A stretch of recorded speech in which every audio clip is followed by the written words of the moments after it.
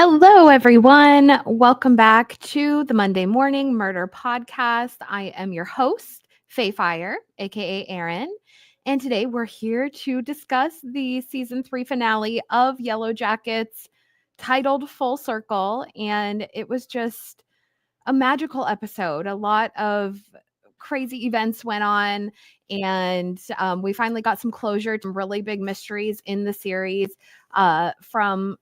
from the pilot episode, from Pit Girl to Antler Queen to what happened to Lottie and even more. So we're gonna discuss it all today. Mandy will be joining us momentarily, and we will get the ball rolling. So thank you all for being here and spending your Monday morning with us. Just a quick shout out to the chat before we get started. I see we've got Carl Karsnark, Oregano, New Star, While Marjorum's here. Hello.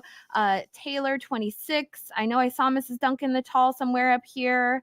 Dream Girl. So thank you all. And if I missed you, just keep chatting it up in there and and I'll shout you out momentarily. So thank you guys for being here and spending your Mondays with us. So okay, I think we've got Dolly Parton backstage. I don't know what's going on.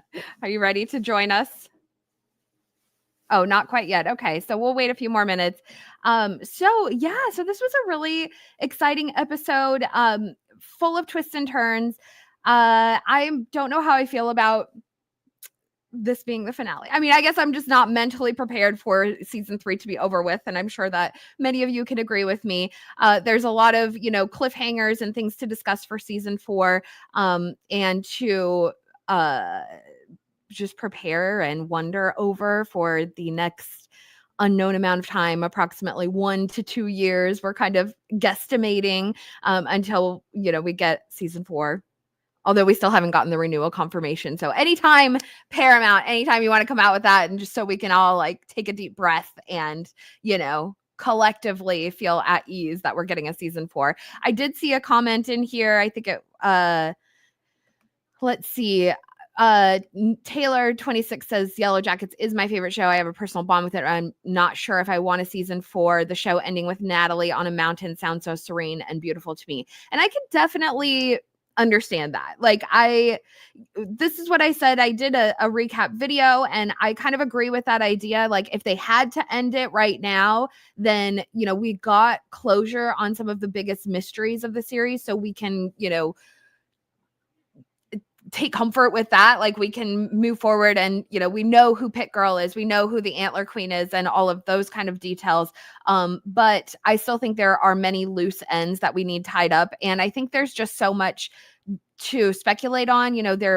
Jackie showing up in season 3 saying that something happened after the girls got back, I think is important to follow up on. We know that Hannah doesn't make it out of the wilderness. And just the rescue in general, the rescue scene and how that all is going to go down.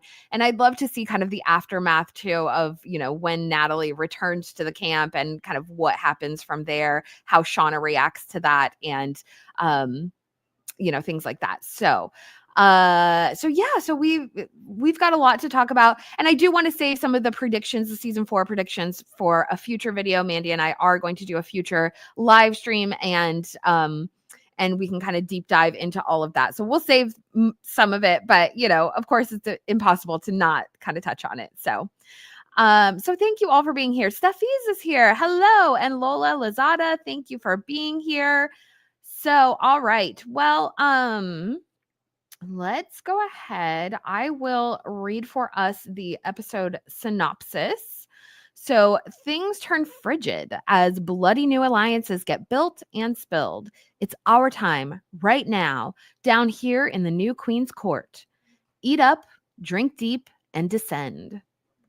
I really love that. I just think that that's so it's poetic, but there's, little nods to different things, like the it's our time down here is a nod to the Goonies, which was, prominent in episode 9. Things turning frigid. Bloody New Alliances get built and spilled. Built to Spill, of course, is a 90s band. And the Eat Up, Drink Deep, and Descend. And I love that symbolism, the descent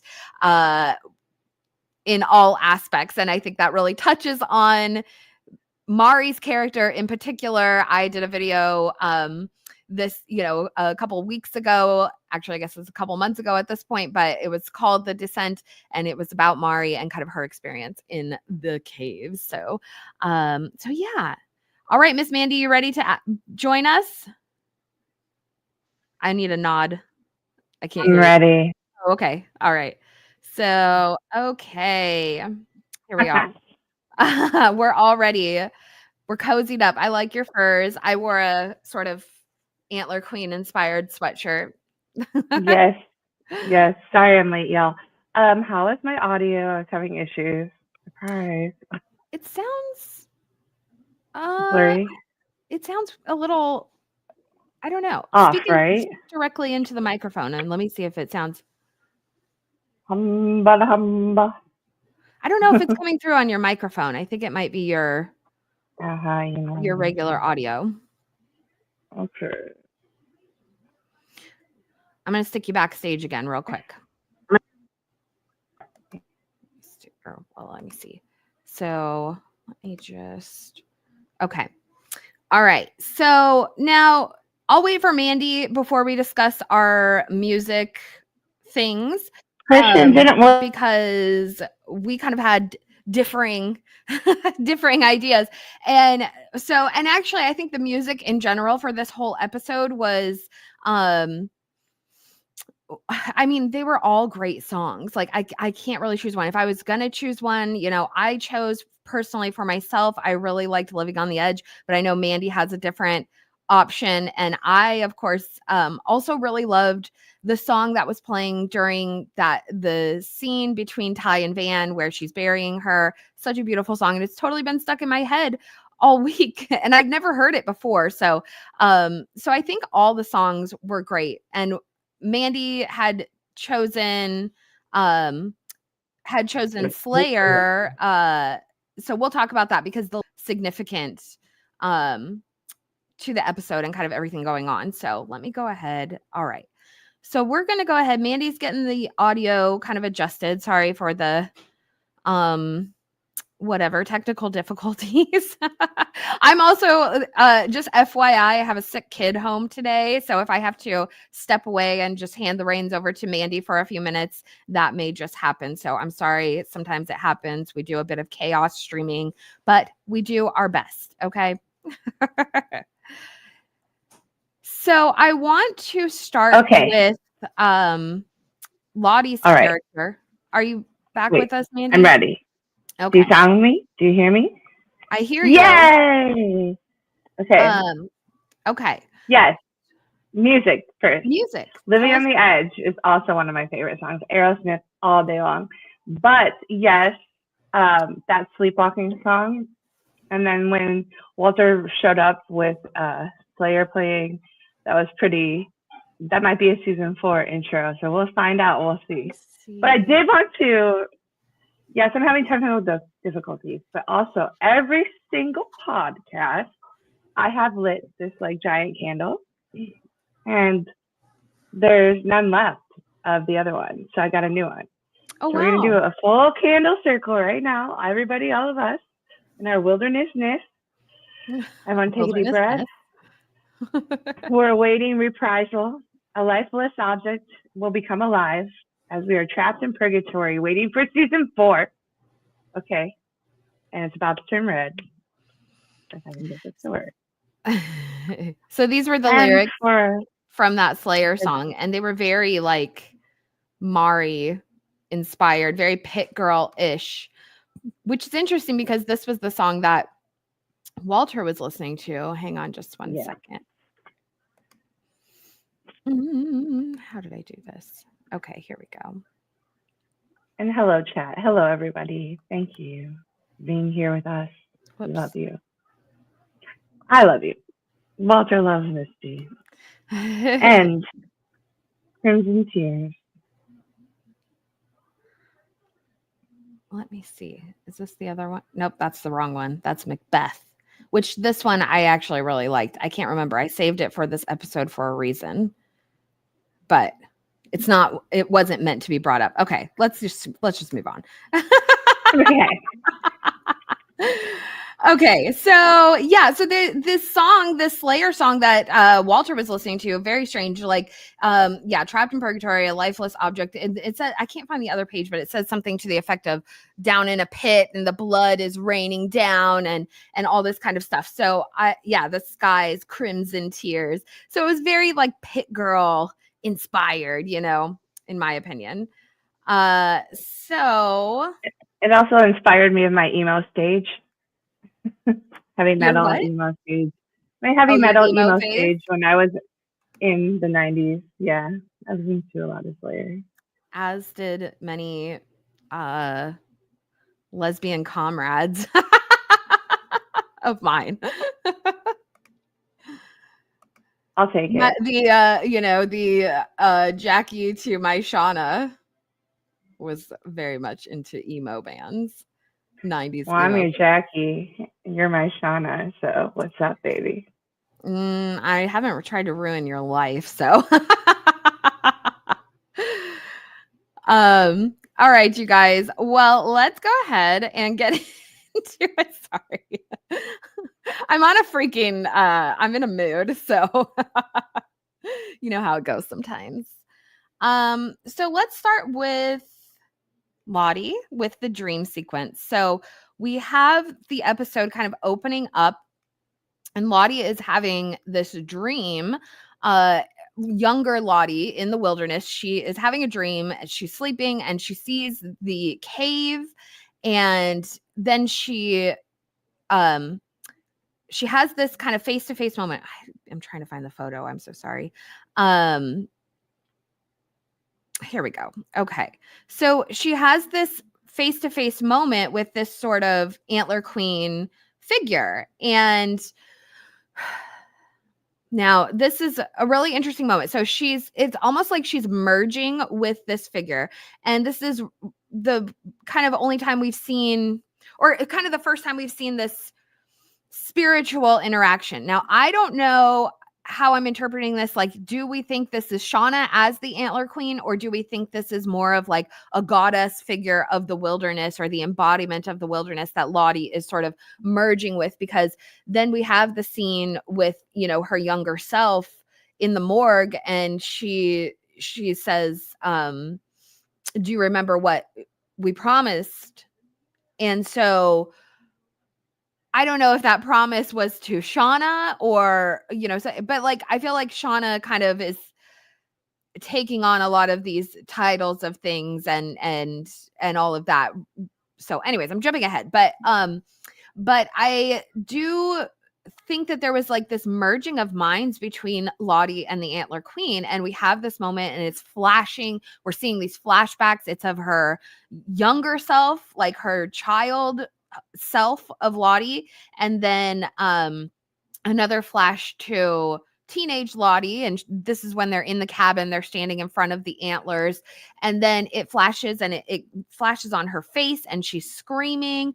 And then we have this other moment. Hold on, I want to pull up this great photo. I didn't have it for my video, but I wanted to share it. So yeah, there's this flash of her close on her face, and it's the symbol sort of superimposed, but then you can also see the cabin burning behind, and it's as she's screaming and sort of merging with the Antler Queen.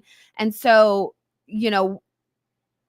I feel like there's a lot of information being given to us in this scene that maybe we don't have the entire interpretation for quite yet, but it's Lottie connecting with that energy, which is so her. That's so her character versus, kind of Shauna's character.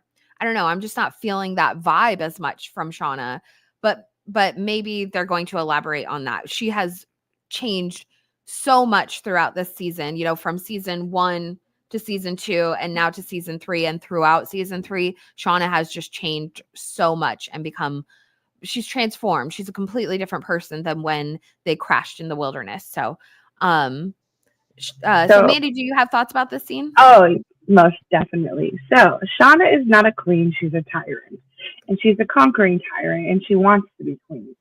Now, this scene for me in particular with the promises reminded me a lot of like Moses in the burning bush, or when she prophesied her death. She knew that where she was, like in her dreams, in her release of the world and release of all the trauma, release of everything. When you're subconsciously being controlled by it, which explains Ty, what this it is. And she's really connected full circle to it and her prophecies. And now she knows where she's going to die. She knew she was going to die in the house, but she didn't. That moment, she was still sick. Sean had beaten her up. Like she had taken queen possession or the lead from Lottie due to just tyranny and abuse and beating her up, which Lottie at that point was a sacrifice for Shauna. And Lottie, I think in this dream and in the sequence, an unjust person, and I've said it before, I knew and I thought and I predicted that Lottie was going to ultimately be the sacrifice for the wilderness. She was ready to do it in season 2, and now it's full circle where she knows Callie is supposed to be the leader. But she made the promise years ago, and I think that she has forgotten that with the medication, with everything she's done, with the rest of her becoming a queen of her own compound in a sense. But she still remains the oracle, like type prophetic stuff. And she finally is getting her visions back and her dreams. And so this was like it talking to her through visions and dreams. And that's usually how prophets are talked to, or how God talks to and explains what the wills and the ways are of him are through symbolism, which obviously that's why we're here, friends, and all of you citizen detectives. But this gave me very, very mad, like prophetic vibes. And it also explains why she lit the candles down the stairs. Like, I think she was going down there praying. She was doing her stuff, trying to connect with it, because it brought her, just like how the cave was given to our other characters, it brought her down there to connect. And so now she went down, and then all of a sudden, when she pops out of the dorm room, where are they? Callie's there. So it kind of really did makes a lot of sense to me, because it gave me the confirmation that her belief and her prophetic dreams and visions actually did, play a part. And it really isn't even for me. It was more for Lottie to understand, because a lot of like things, like for example, Joseph in the Coat of Many Colors, he had all these dreams and visions, and all of his brothers and sisters wanted to kill him. Or his brothers, I don't know, sisters if he had, but he ended up in a place of high ranking after they sold them out, and they sold Lottie out. And now look at her. Here she is back with all the money and all the colors, and seeing Callie and seeing things for what they are. So that's my point on this whole sleepwalking dream. And then the music was just, that to me, that was in my head, all this sleepwalking, Yeah. And then here we are with the vision of your younger self. So pulling back that full circle childhood trauma, that about forgetting or not forgetting, and whether believing or not believing. And I think that a lot of that also goes into like religious beliefs, believing in yourself, believing in your purpose, your mission. So yeah, let's talk about the dialogue. Go take the mic. So so then basically this scream transforms into the morgue, and it's younger Lottie, she's awake, and it's adult Lottie, and she is on the table, and she's deceased, and so her younger self just is kind of standing there. Then Lottie sits up very suddenly, she's awake, and she's frantic, and she's like, oh no, did we miss it? Did I miss it? And younger Lottie tries to comfort her. No, you didn't miss anything. Do you remember what we promised it? And adult Lottie, she remembers, and so she stands up and she says it's time to meet her. And so they walk out, and then it transforms. They're in the basement, and we have this kind of similar scene as as Lottie's death dream that she had during her baptism with Laura Lee. I'll pull up a picture here because I have a lot of nice pictures from this episode. And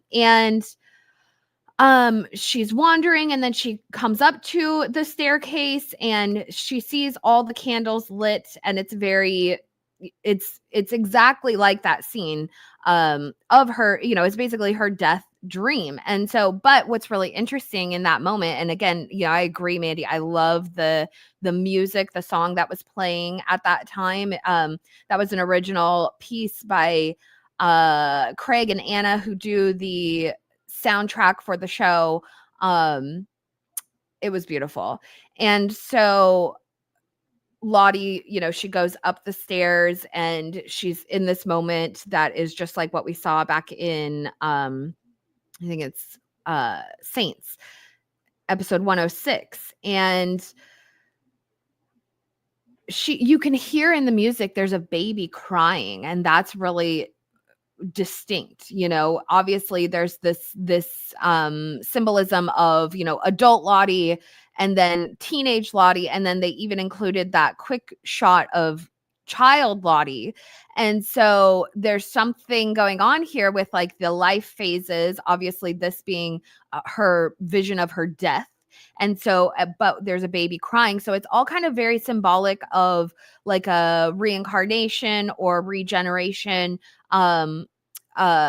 or resurrection kind of symbolism going on. And Lottie seems to understand that. It seems to be something that was, in this dream sequence that she had, she really came to terms with it and really had this enlightenment moment, this understanding. And of course, again, she's like in the cave, and now she's, there's just so much symbolism going on. But she seems to understand. It all seems to make sense to her. And so then later we see Callie arrive, and that's who she's been waiting for. And so like when her younger self had asked her in the morgue, are you ready to meet her? Her must have been Callie, the whole time. And so she understands that to be like the reincarnation of the baby, I guess, because, we hear the baby crying, and it's all indicative of the reincarnation cycle is like what we're dealing with here. And it's connected to the agricultural cycle. And then, when Lottie is talking to Callie and she's talking about the earth, the cold earth, and her mother being like the mother figure, being connected to the wilderness, but in a different kind of way. And Lottie could recognize that about her. And so it's yeah, there's a lot to it, but she recognizes that Callie is that child of the wilderness. And so when she's having that cave moment, something must have like communicated to her, like, yes, the child died, the baby died, Shauna's baby died out there, but it will come again. Where the cycle is renewed, or something of that nature. So Mandy, your thoughts?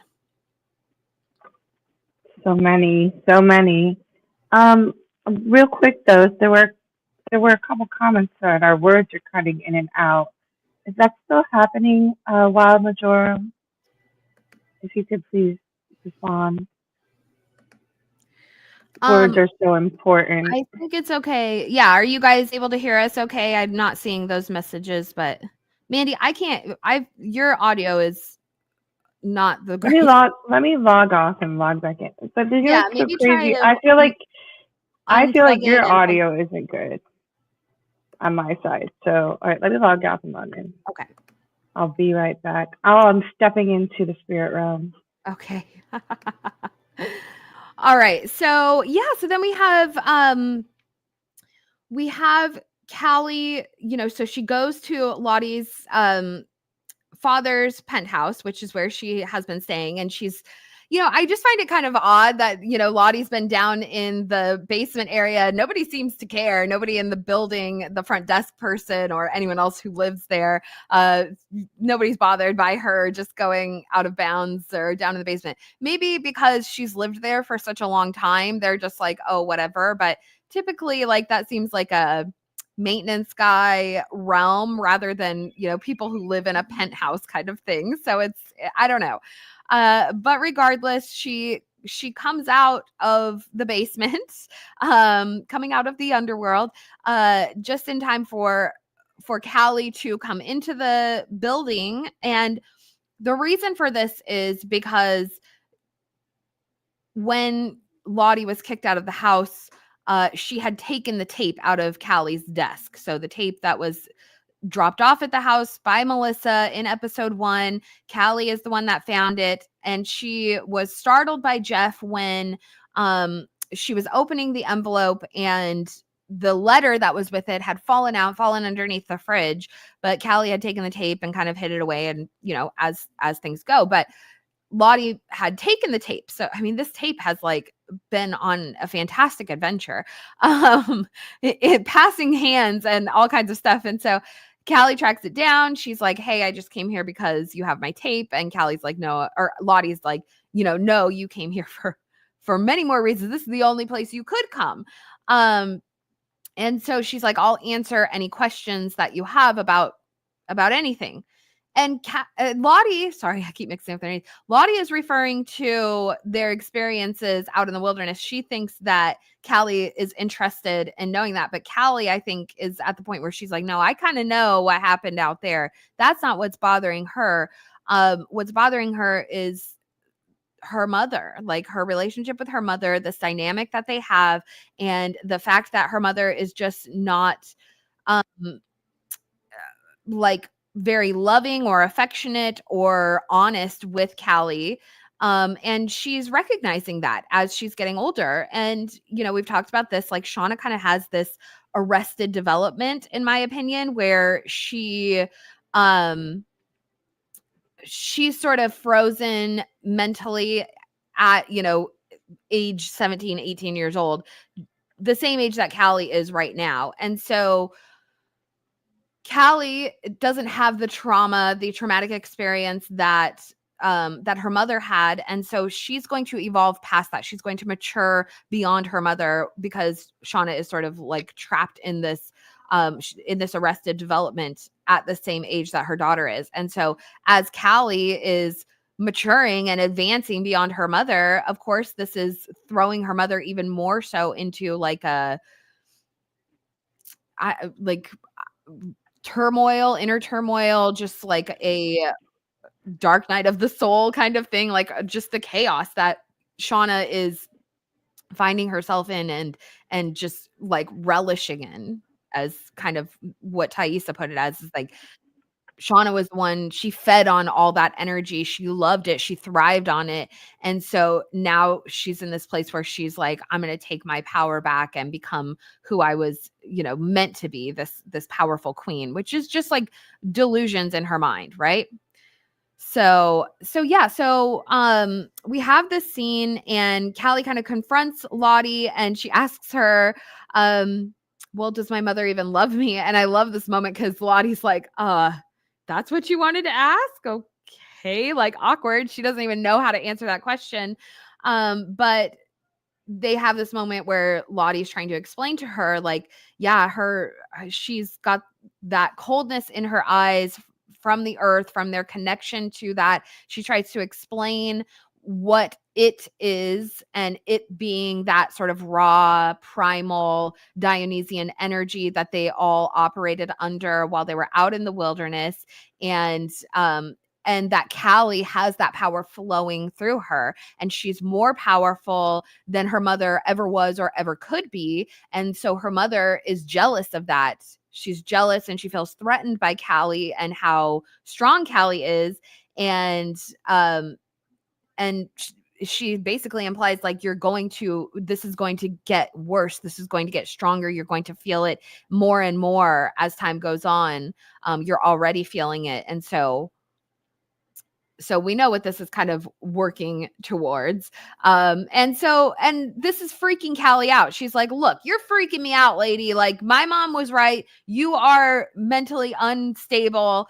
I don't know what you're talking about. I just came here for my tape. What's on the tape? What's on the tape, Lottie? She asks her, and Lottie doesn't reply. And who knows if Lottie even knows? Like, did she listen to the tape, or did she just pocket it? Like, I'm sure she did listen to it, but it's interesting that she even thought to grab it, because that kind of shows Lottie's like mental acuity, like her intuition and stuff, because Callie hadn't told anyone about that tape. It was hidden in her desk. So unless Lottie had gone in there and like kind of rummaged through her stuff, and even so, if she rummaged through her stuff and saw just a tape in a teenage girl's desk, is she going to think the worst of it? Is she going to think that there's something that has to do with their experiences in the wilderness? No, it's kind of strikes me more so that Lottie's intuition was speaking to her. You know, it seems very clear that she has like psychic abilities, and not only that, she can kind of see fluidly through timelines. And that's something that really kind of was impressed upon us in this episode, especially later on. You know, we have that scene with Mari,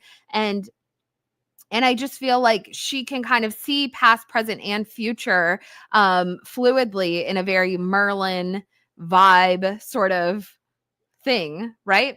So yeah, so she's freaking Callie out, and finally Callie pushes her down the stairs, and Lottie almost seems, I don't want to say she seems happy, but she seems like satisfied in a sense. Like, she's like, yes, this was what I wanted. And she even tells Callie, I've been waiting 25 years for you to come here.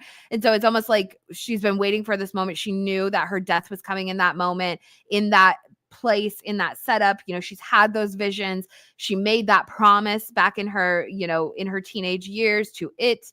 And so so she's been waiting for Callie to show up. And so when she pushes her down the stairs, it's like Lottie knew what was going to happen, and she was ready. And she and I have more thoughts about this, of like what her death is actually, the implications of her death, and Callie's like rise into power, and her being, you know, stronger and greater than her mother ever was. So I think that Lottie, like, and so we've had Nat, Lottie, and Van die.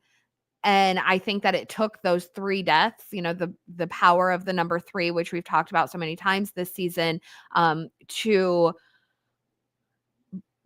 bring the new queen for the new queen to rise. They needed 3 deaths, right? It's kind of my interpretation of it. So so Mandy, tell us your thoughts. Okay, is this better? It's about the same, Thanks. but that's all right. Yeah, bitch. I'm trying. Maybe it's my actual headphones. I don't know. Well, I'm no techie over here, so I'm trying my best. I do like that, the power of 3. I like that you said that. Yeah, this whole scene though, like, just reminded me of what it's like growing up with a narcissistic mom. You know, like, her eyes are, they look at you, but like it's always like, what are you doing? You're so annoying. What are you doing? Versus that love, that nurturing. And Shauna didn't know how to do it.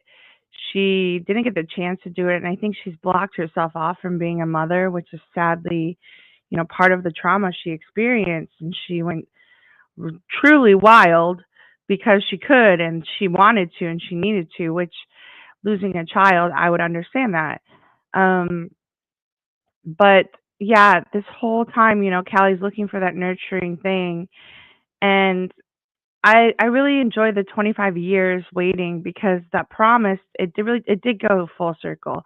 And look at us, we were all thinking these were caves or where they were, and oh man, were we wrong. We never thought it would be in the middle of New York City. But I think that there's a point there being made that this trauma that we carries you no matter where you go, unless you heal it, unless you start to believe in it, unless you start to change the person you are. You can't just change locations and start over.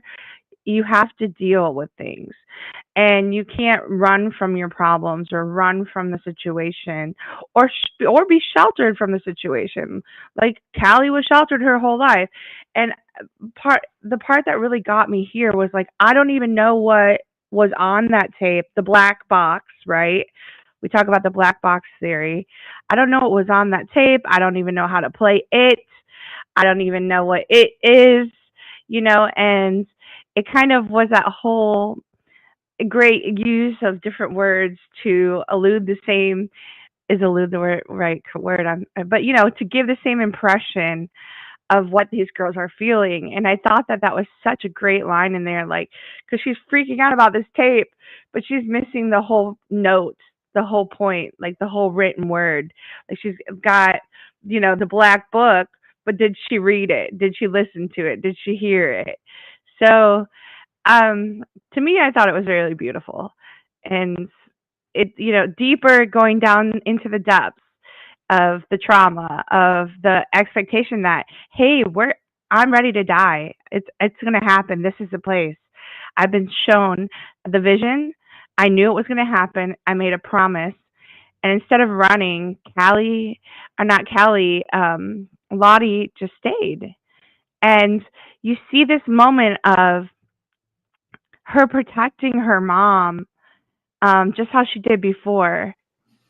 But after she ended up acting like her mom, she's like, maybe I am just like mom, maybe I am crazy. But the fact that she went and told her dad was just, I mean, yeah, we'll talk about that when we get to Jeff. But it really was a scene, and it makes you think, like, it is the pulsing beat inside of us that makes us, are we human or are we just animal? Are we able to change and make better situations out of these things, like for the wars and history alone? Are we able to change it, or why does it keep repeating itself? And this is the perfect example of how it repeats itself, and also the perfect example of how mitochondrial DNA, causes psychosis. So, Yeah, it's you okay, hon? Sorry, I've got a sick kid. You want the remote? Okay. But leave it on Wild Robots. Sorry guys. Yeah, it's a lot for the whole family to be dealing with. And yeah, so Callie, I don't know,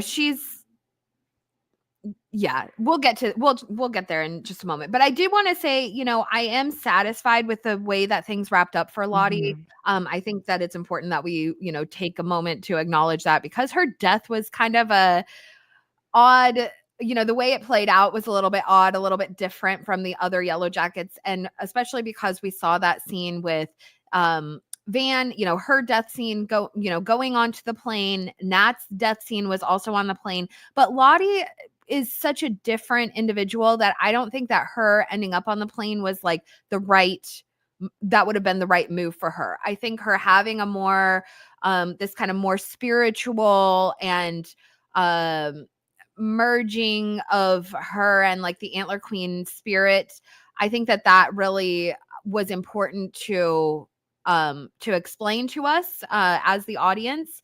And again, I just think it would have been a little less on brand for Lottie if she would have had, if we would have gone to the plane and sort of played it out in that way. Yeah. She's just a different, figure than the other girls. And so I am satisfied with the way that it all played out. Of course, I am going to miss Lottie very much, and seeing Simone Kessel in this final episode just really, it did bring things full circle. And I definitely think we needed that, that closure on her death. But of course, I'm going to miss her because she's so wonderful. She's such a great actress, so lovely, and did such a great job embodying Lottie. And, that, like, she's just such a talent. She's such a great actress. Seeing her just even briefly, I don't think that she got to explore the deeper connection she had with Lottie as much as in season 2. especially in the first half of the season, in those episodes that we had of her. It just felt really brief and kind of not as personal with that connection she had with Lottie. But finally getting to see her in episode 10 really brought that back, and getting to see Simone as Lottie. I mean, she just really is, beyond anything that we could ask for. So I'm sad that we're losing her, but I also think that her death symbolically works. I think that it's fitting, and I also think that it serves a huge purpose, especially when it comes to Callie rising as, this child of the wilderness, and sort of a challenger to her mother, which is necessary as a whole for the story, in order to make the story whole and have kind of a trajectory. And it is following Shauna's storyline mainly. Like, she's kind of that main character that we're following everything, but she's also developed into like a villain as well. So we kind of have to see that through, and how, villains have to be defeated or not, if we're going to do it in a different way. But like, I think that we all, at this point, they've done an excellent job at taking us for a ride with Shauna, making us love her. And now we're at a completely different point. We feel very differently about her. Villains are created, okay? Perfect example of psychopathic stuff, or conditional narcissism. But anyway, yeah, and this is going to turn her into a villain, Jeff taking her. I think she's going to try to attack Walter. But I do want to say a couple of comments in the chat. So yes, Lottie knew about the tape because Lottie stole the tape, and which is so on brand for Lottie, because she steals everything, and she's trying to steal Shauna's daughter. And part of the reason I love this episode, and I talked to Aaron about how we talk about it this week, because I thought that we should full circle each character, versus to split the timelines, because the timelines are being bended now, and we are going to get one timeline, I think, hopefully. This right here, I love this, because Callie, I felt like it was the wilderness power. And then when, like when she did get pushed, there was this like moment of like, okay, my time has come. This is what has happened. This is all I've been prepared for. And she seems happy as she's falling. And I think she knows, because she's passing on the torch. She's passing on the oracle, the prophet type thing. And she had the chance to explain what it is. And it needs to come out of her. And when it does, it becomes that supernatural power. I don't think it was crazy. I think it was a spiritual thing. And that's where a lot of people, like when people have spiritual revelations, there's so many prophetic type people and people who actually have like dreams and visions, who end up being medicated and being called crazy. And it's really sad, because if you really believe in this, and even though you're not supposed to have, like that, the whole, oh, well, you can't be tried, or you can't be held against your own religious beliefs. Oh, it definitely happens. And it just was, it was what was needed. Remember, and Lottie holding the baby, she's like, she's going to change everything. She's going to change everything. Lottie kept her true belief and kept searching for it to come back, for its knowledge, waiting and listening, and even on a compound, trying to connect everyone with it, trying to see who, yeah, maybe she was trying to see who is better sacrificial, or who might it be growing in. But she does mention, like, Shauna felt it at that time more than anyone. And it came out of her fear, out of her rage, out of her stuff. And now that's why she's not able to love, but love conquers all. So when Lottie's showing a little bit of love to Callie, Callie started recognizing, started asking questions, starting wanting to know what it is. And that also can pull out it. It's kind of the spiritual thing. Like in the Bible, you have all these things too, but the love conquers all. And, it's very beautifully done. And as much as I'm not mad about, how they ended it. I did, like I said, I thought it would be a sacrifice. I didn't know it would be like this and this good. A lot of people were like, hey, it's going to be one of the people who killed her, who did this. But then Misty comes clearly out and says, you know what? It makes sense.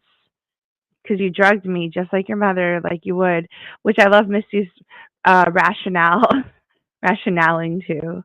But Callie's, sneaky, and she's just like Shauna. She's sneaky like a fox, and she has her little. Callie's Callie, the child of the wilderness. Yeah, so whoops, I don't know why that's remove. Okay. There we go. Okay. So yeah, so Misty has been following up on Lottie's death all season, creating a sort of murder mystery going on. And she's following up on all her leads. And we saw in episode 9, she went to Walter one more time. Walter had cloned Lottie's phone, and Misty is clearly like not interested in Walter at this point, but she was willing to play along to get what she needed. And so she found this photo on the phone, which is of Callie, and she's wearing the necklace.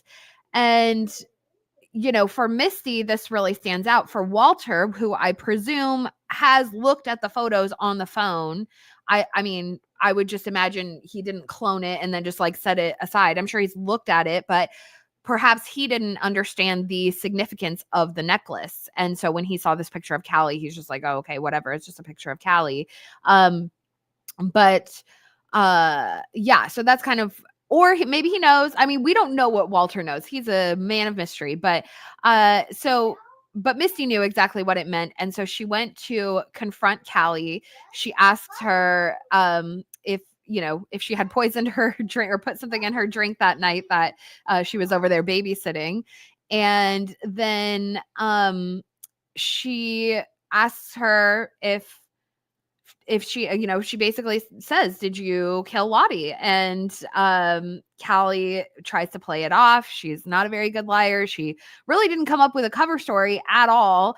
But Misty, thankfully, it was like, yeah, you're going to feel a lot better after you after you confess about this. And also she tells her not to tell the authorities, but she should tell her dad. And that's good advice. So I think also though, like she didn't need to tell anybody because right now she's the reigning queen. I think Misty understands that. Like Misty says, okay, we're not going to get you in trouble as you're the queen now, and Misty's guarding her, but tell her dad, and she's guarding her by telling her dad.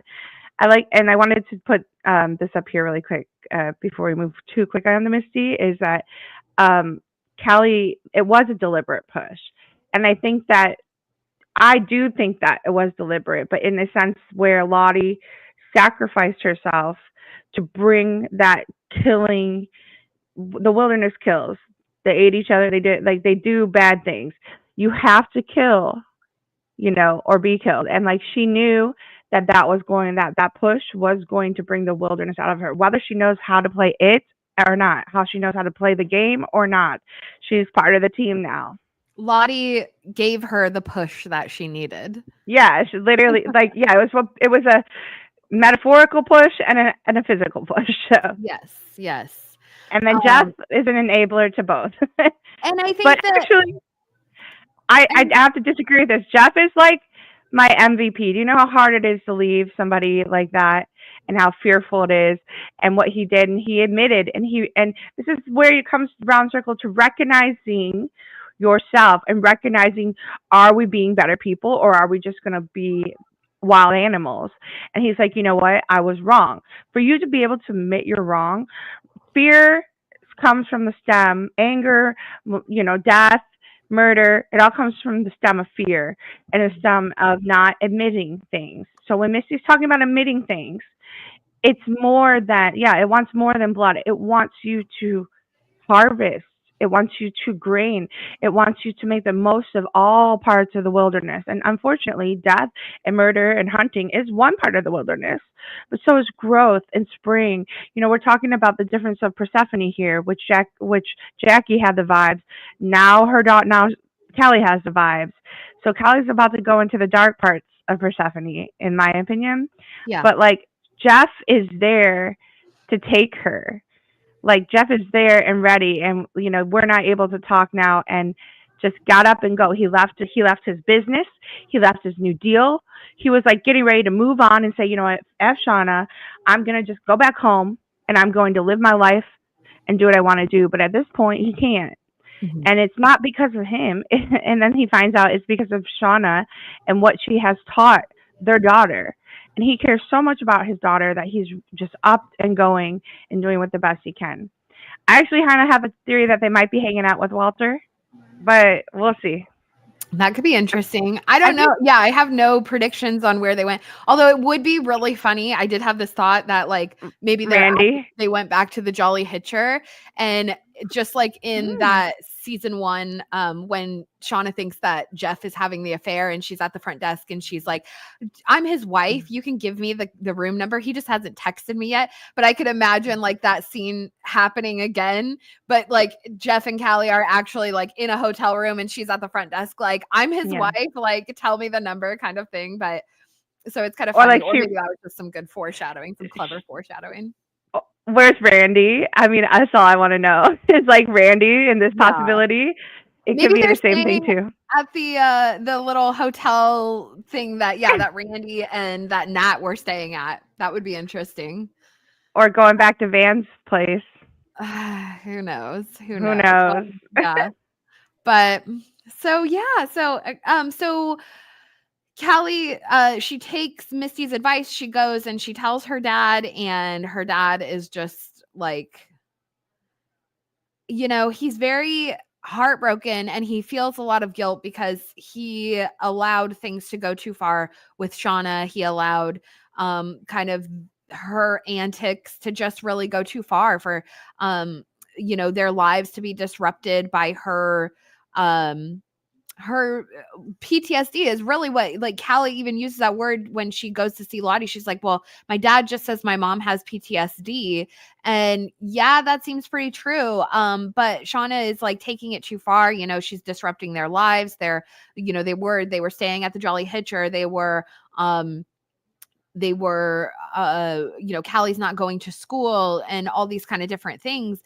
And it's all because of Shauna's like demands. And then, when they're like, why, can you give us a little more explanation? And she's like, you're just too effing nosy, or whatever she said to them before she left to go to Melissa's. And so, at which we find out in this episode was just pure mania anyways, because all the things that were in the letter were exactly what Melissa said. So she was never, out to get them or doing any of these nefarious things that Shauna had created in her mind, because she really just wanted that. It's like what it comes down to. Like she says, we were just having so much fun. Speak for yourself. Like, Shauna was having so much fun because she's insane and violent and unpredictable. And so, yeah, she was having fun, but everyone else is like, we're killing our friends, like Mari's my friend. I want to give her a chance, and these little things. And so Shauna's having fun biting Melissa's arm and chunks out of Melissa's arm. But meanwhile, Melissa was being honest when she said, I'm trying to move on. Here's the tape. I want to put this all past. This is evidence of murder. I'm giving it to the, quote unquote queen. She literally like gave it to Shauna, who was their queen when they were in the wilderness. But she Shauna just jumped to the craziest conclusions that she possibly could and took everyone else with her. And so going back to the scene of like Melissa, I'm not the problem. Shauna's the problem. And Ty's starting to figure that out. Misty's already figured that out. Misty was like, I'm done. Like, Misty has tapped out. She's done covering for Shauna. She's done, covering up her just messes and being her maid, is how she says. And so, and she even tells her in this episode, she's like, I'm not above calling the Wiscayac PD to get a restraining order on you. And every inch of this house is recorded and stored to a cloud, so like she's just done with Shauna. Shauna's too crazy, too unpredictable. And this is such a great contrast from season 1, also from the pilot, or just those early episodes of season 1 where everyone treats Misty like she's the crazy F&B, that she's like, she's problematic, she's so crazy, she's so unhinged, yada yada. And Shauna seems to be the one who like has it together because she's the mom and the stay-at-home mom and all of this kind of stuff. So the roles have completely reversed, which I really love. Like, we're seeing such a distinct difference in the characters from the pilot episode, which is, obviously very prominent in this episode. The callbacks to it. But yeah, just, it's all coming full circle. It all came full circle with it. So I loved it. But yeah, so with Callie and Jeff, he's just like, okay, we're done. We're packing up. And he shuts the phones off, and they go somewhere. They don't know where. And this is also the thing, like, Shauna, as far as she's concerned, they're still at the Jolly Hitcher because that's where she left them and told them not to go anywhere. And she just assumes they're listening to exactly what she tells them to do. And so, like, you can imagine, she gets back into town and she goes to the Jolly Hitcher to try and find them. They're not there. She goes home to try and find them. Closets are empty. They're not there. Phones are turned off. Like, yeah, it's going to send her into sort of a frantic state, but also it's like, what did you expect? You can't, like, the dictatorship.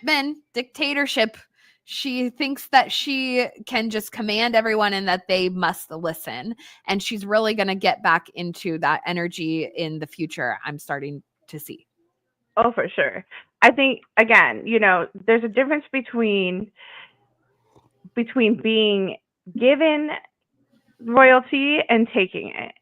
And I think that Shauna is a Jezebel. And when we talk about like all these different demonic prophets, she's a Jezebel. She wants to fuck around. She's got all of her prophets of Baal that want to kill and sacrifice and do all these things, and her sacrifices for her. But the true, like, we talk about like Moses is a high priest, and we see the sides, and the sides start going, but they kind of twist it in with, do you believe in it or not, or what it is. So, but Shauna is definitely someone who took over the crown, not given to her. It wasn't placed on her. It was just due by mere force of an animalistic power in you, not actual love or respect, like Nat. Nat didn't want it, so she got it, and that's usually how that works. As a person who doesn't want it, he gets it. And usually the ones who take it, or the ones who get absorbed in being the king or queen, end up going crazy anyway. If you know all the stories, you're gonna have to look them up for yourself. I might put them on my channel later this summer. We'll see. I wanted to point out this comment about the cave. So, the plane was a place for people who weren't ready to die. It was a free ride, and the stairwell seems like the cave. And I was thinking last night, and kind of like late in my deeper cave allegory-ness. So you realize that everybody who went down deep into the cave, they all die.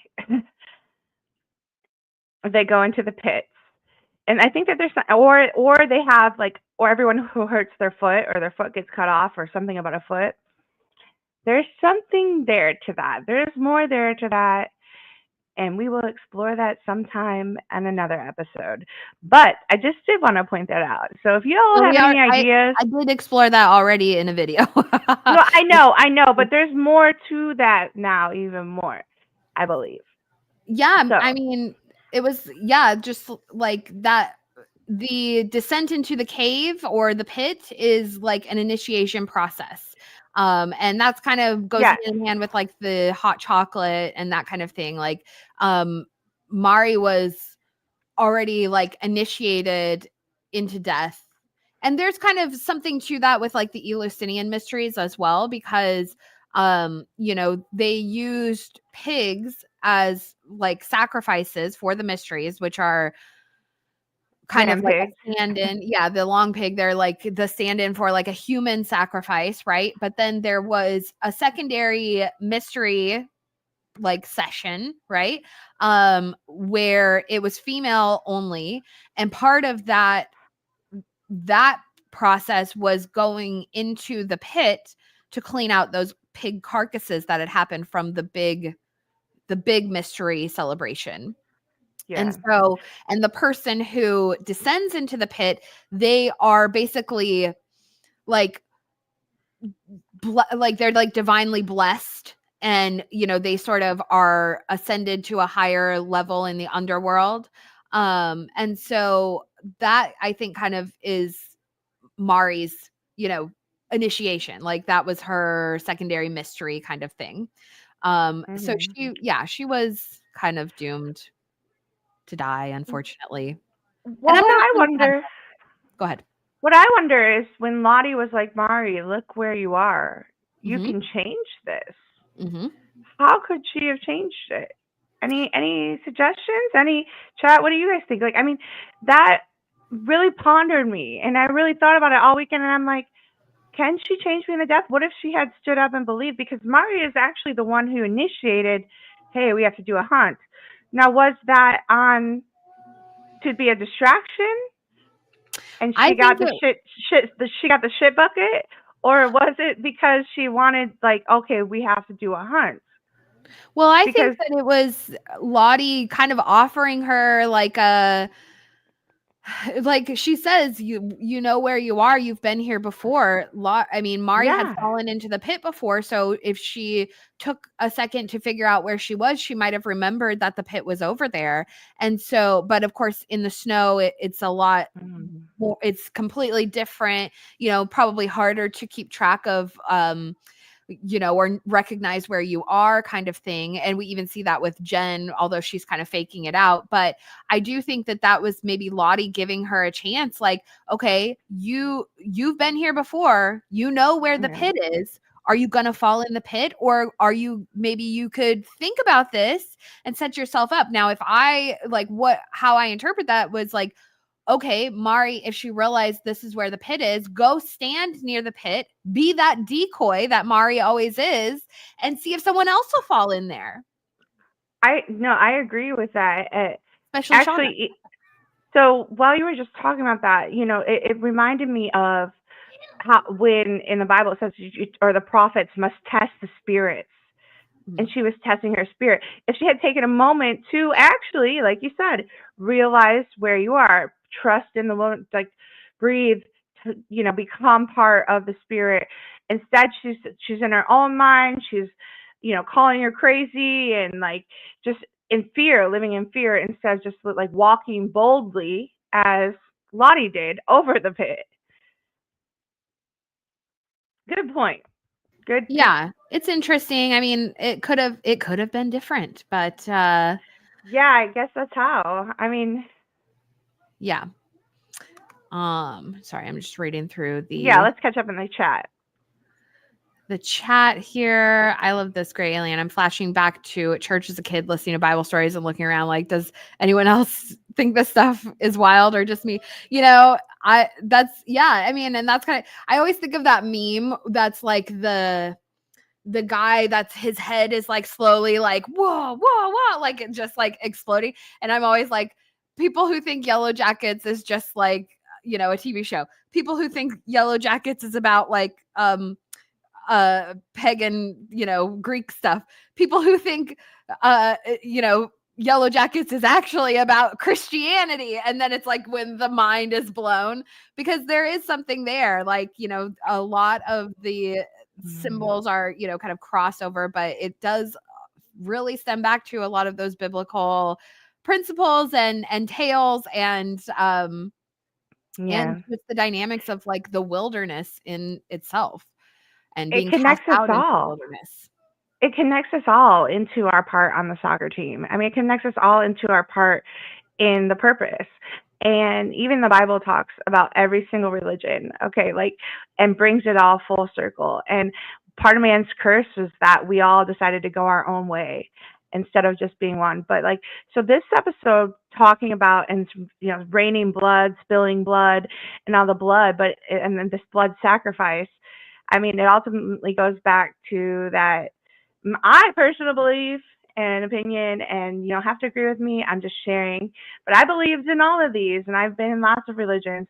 But I do believe that the blood of Jesus spilling on the cross paid for it, and that's what made people stop doing animal sacrifices. Stop trying to sacrifice your children. Stop trying to do that stuff.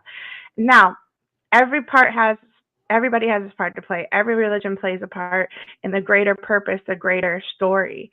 And you can believe or you can be with what character archetype religion you want, but realize that you are all part of the same story. And it keeps repeating. And we all love I personally, I'll speak for myself. I think Aaron agrees. We love you regardless. And that's what it's about. Love conquers all instead of fear. And we can see Anyway. also, with Shauna, she's like kind of reverting. So like, the natural evolution of like the pagan religions or the Greek, gods to a more Christian idea. And Shauna is someone who really like has played with that with her character. And even going back to the pilot where she talks about trying to be Catholic and, she just thought the saints were so tragic and all of this.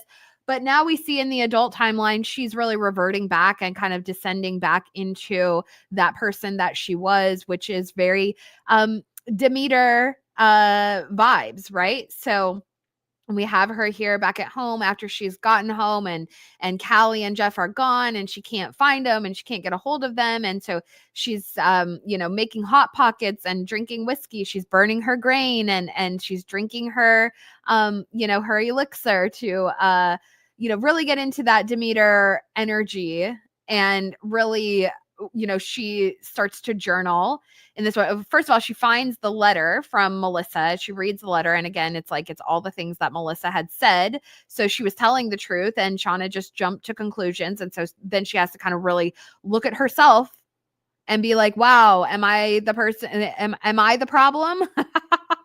And she's like, yeah, but no one else needs to know that. So she stuffs the damn paper down the freaking garbage disposal, which, mind you, husband is a plumber. He says that would clog your thing up. So don't do that. So she's struggling. And then she's like, you know what? We actually see Shauna maybe try to do something a little bit constructive. She decides she's going to do some journaling. So good for her, except for everything that she journals is just pure narcissism. It's just pure narcissism. Admissions. Hey, I want admissions. Let me speak on this really quick. So look, the Python, God gave man the creation to name and control and be in charge of every living creature. And that includes crushing the pythons and scorpions with our feet if necessary. But that kind of, reminds me, are we man or are we animal? Like, it's just a very big, large metaphor. So go with that. But I don't think snakes are bad. Snakes are good. But a lot of people like, oh, that's the devil, it's evil. Well, they think the same with monitoring spirits and birds, if you want to get into demonology, which I also studied that too. And it brought me full circle. And then this one here, like, the thing that hath been is that which shall be, and the thing that which done is that which shall be done, and there is no new thing under the sun. Mm-hmm. And Shauna drinking and eating Hot Pockets, it sounds like me on a Wednesday night. I love this comment. So Wild Marjoram says the earth took her, blood spilled into the ground. Laura Lee died by air. Anyone die by water or fire? And I do think that there is that connection with Van and Melissa. I talked about it. Melissa being the sort of serpent character or dragon. And of course, Van having that fire symbolism. Serpents or dragons, they're often connected to water. Now, granted, there are elemental dragons that, are significant to each of the different elements, but most frequently, and I think what's relevant to Yellowjackets, because it's such a female-centered story, the dragons are quite often connected to water because of Tiamat, who is like the creator goddess dragon, who is a water dragon. And so So yeah, so I kind of got this idea that there was like this fire and water symbolism going on with Van's death, because she is fire, but Melissa is water. She kind of drowned Van in a sense, with her, her watery power in a sense. Now there was no fire nor water in the scene, but symbolically, so take it or leave it. But that's kind of, yeah, I'm constantly thinking about those little things as well Look, when we're watching this. we are here for symbolism. That's what our podcast is about. If you want to episode review, watch. Erin's been doing them lately. But is there a song of ice and fire going on? Is there a song of earth and air? Is there a song of, chaos and maelstrom? What are our elements? What's the balance? What's the contrasting, imagery that's going on? That's really like how my brain operates. And I think it's true. Like Mari died by dirt. Van, the fire put out by the dirt, rolled up in a thing. I mean, these horses, right? All your horses lined up in a stable. But I think what's going on here is that they're showing symbolically how opposite things should be, and how with Shauna as the ruler, she's twisted the balance. The balance is no longer there. Mm-hmm. So, and I'm afraid that Ty is now gonna, go after Shauna the same way, because, oh man, that when they were looking at each other, like, so Thaisa, after doing all that, and we'll get into that, but like that, when she looks through the glass, through the looking mirror, and every reflection we ever see of Thaisa is always Thaisa and Thaisa's other self. She saw Shauna, and they look clearly at each other. And there's so much more to that. And we're probably going to save it for a video. But no, let's get it. Well, let's talk about that now. So we have, we've kind of, Shauna is just sort of basking in her own grandiosity, and so whatever, we're just justification. Like, she's like, oh, well, their fault. What did Misty? What did you do to my family? Oh, Walter did it. She's just looking for anyone to blame shift. And I was so mad with the scene. It triggered me so much. I knew it was. I was watching, I was like, this has got to be triggering Mandy like crazy. Like, it was just pure narcissism in that moment of her writing and her just like, I was a queen. I was so powerful. I was this, I was that. I gave it up for these people and my family. And now look at them. They just leave me in the dust because they think they're so great. And I know that I'm great. I know that I'm great. But then when we see what's happening in the teen timeline, it's so contradictory to her, like, her inflated image of herself that it's just like, Shauna. The thing is, though, is like in the teen timeline, she did know what was going on because she was so connected to the wilderness, but she's so disconnected and the balance is so thrown off. She thinks she knows, but she's completely wrong about everything. Like, she was right about the card. She did see the little things. The bed check, what the heck was that? Like, was that prison or was that the mental ward? I don't know. It reminded me of both. Not that I've been in both, but it reminded me of both. Anyway. I will say, though, this particular part, though, here, don't help me, Van, or don't help me. You're not going to touch Van. Mm-hmm. And instead, on the way there, she doesn't say anything. She doesn't like crying. She's not like, Van. She's like, I told you she was a threat. We have to get Melissa. Like, we have to cover up my mess and blame it and kill someone else, because really, I'm not self-recognizing anything, which Misty calls her out on. And then Tyus is like, just shut the F up, because you know what? I'm going to do this. And here, Van deserves better. Because Van deserves better. She's rolled up in a rug, drugged through the dirt. Like, she's like a little savior. She's like she's experiencing like a Christ moment, kicked to the dirt, stoned, stabbed in the heart, whatever. And then stabbed in the liver and eating it, which is, symbolic to the cross, because she's been crossed, and then they stabbed Jesus in the liver, which makes him really die out and die. But like this whole thing where Thaisa didn't let her, she didn't even let Shauna touch her. I love that. But instead of any kind of feeling, emotion, love, respect, even for Van, even for anyone. She just says something to cover her own fucking ass. I mean, sorry, I shouldn't say that word. I said frukin at booty.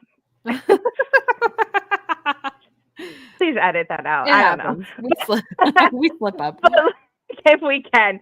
But you know, like it's just so psychopathic. There's no crying. She just sat there probably listening to her music and like journaling, like, oh my gosh, today was such a hard day for me, but I took care of it, right? Yeah.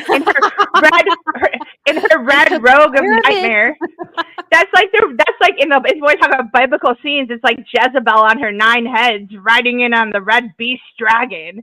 Like that's the red beast dragon Shauna's van is. And here we are.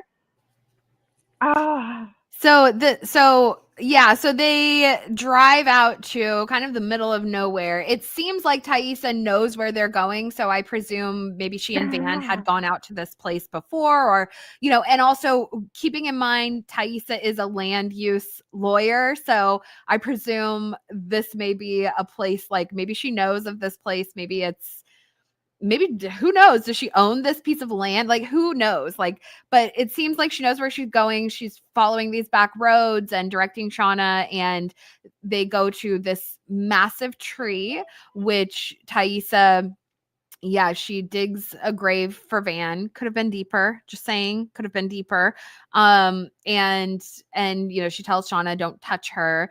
And I agree with what you're saying, like Shauna was probably just sitting in the van, like feeling sorry for herself rather than like for Taissa, like, oh, I told you she was a threat, like just thinking about all the, lies to herself that she could tell. But so they bury Van under this massive tree. And I talked about this in the, in my episode breakdown video I did the other day, that the oracle tree of Zeus, so the oldest Greek oracle, the first Greek oracle, was the oracle of Dodona, which was an oracle to Zeus. And they operated under a massive oak tree, and they had like copper pots and things like that hanging from the tree. So they used their oracling or their prophesizing came through the sounds of the leaves rustling, or sounds that were like the clanking of the pots that were hanging from the branches and this kind of thing. And there were like 4 main oracles in Greece for Zeus, and I think this is really significant, coming back to like the queen's idea, there being 4 oracles, there being the 4 queens. The number 4 is somewhat significant to Zeus. And so I think that there's something there. And, with Van's death, there being like the 3 queens who die, it just seems really significant that they chose this tree. And versus, like we talked about, like the cave is the oracle of Delphi, and that is an oracle of Apollo, although sometimes people will recognize Zeus at that site. But regardless, she buries her in this kind of shallow grave. And before, she tells her basically, I've spent all this time, I've spent all these years trying to forget everything that happened, but I'm not going to forget anymore. I'm going to remember everything, and I'm going to remember you. And she cuts out her liver and takes a bite. And I've heard a lot of people talking about this, that maybe it was the heart. It was not the heart. If you look at the organ, it's definitely a liver. It's a dark organ meat. And the organs in general, like, are like symbolically important. So like, yes, the heart is an important organ, especially like in a hunting sort of situation. Typically like the alphas are given the organ meat, but because the liver is so symbolically connected to Van, with her number 1 having liver cancer, but also with her fire symbolism, fire is symbolically connected to the liver because of Prometheus. We've talked about this in the last couple of videos I've put out. Prometheus was a Titan god who gifted mankind with fire, and as punishment by Zeus, he was chained to a mountainside, and his livers pecked out by an eagle every day, and then it, regenerates overnight, and the next day is pecked out again. And, so he's sort of in this eternal suffering, sentenced to eternal suffering. And so Van, her having liver cancer is actually very fitting and connected to that fiery symbolism and, Prometheus. And it goes all back to like the Greek stuff, the Greek symbolism that's present in this story. So we kind of have a double like layer of this, because Zeus has been prominent in season 3. It's been something that we're talking about more and more. It's something Mandy and I have been speculating on all throughout the series. There's like some kind of Zeus energy, especially just in general, the girls flying in on a plane and crashing in the plane. And then we have all the underworld symbolism contrasting that. And then the Persephone theory, or the, pomegranate theory, it all kind of ties together. So this also too, like, it's the only organ capable of regenerating itself, and it's talking about the rebirth. And, if we are putting her also as a sacrifice of Jesus, because we had the whole huge Melissa and her switching part scene where she goes to church and all this stuff. And Van is, she just wants everyone to love. But this I loved because we've been set up for this the entire time. Mm-hmm. We've been talking about all of these movies. They were eating the foie gras. They were, and then the liver metastasizing, which is also part of, our environment, and it shapes one of the things we have. I've also had to deal with black mold recently in my own home, and definitely I think I was a little going, mushrooms are real too, growing in your home. So I just want to say it does affect you, environment, things we can't see. And then when we did the air testing, we found it, and it was that explained a lot of my health problems that I was going through. I do think this was a shallow grave as well. I have to say that. Yeah. But here's, you know why it's a shallow grave? Because she's a shallow person. I don't know. Makes sense. Thaisa doesn't do the work. She gets it done for her. That's a good point. She's the money. And this, she's just she's the Lannister of the gang. So yeah. And then this one, although I felt very Daenerys Targaryen, she wishes she was queen. Anyway, it's the most nutritious part of the body too. Eat the liver alone and leave the rest for scavengers.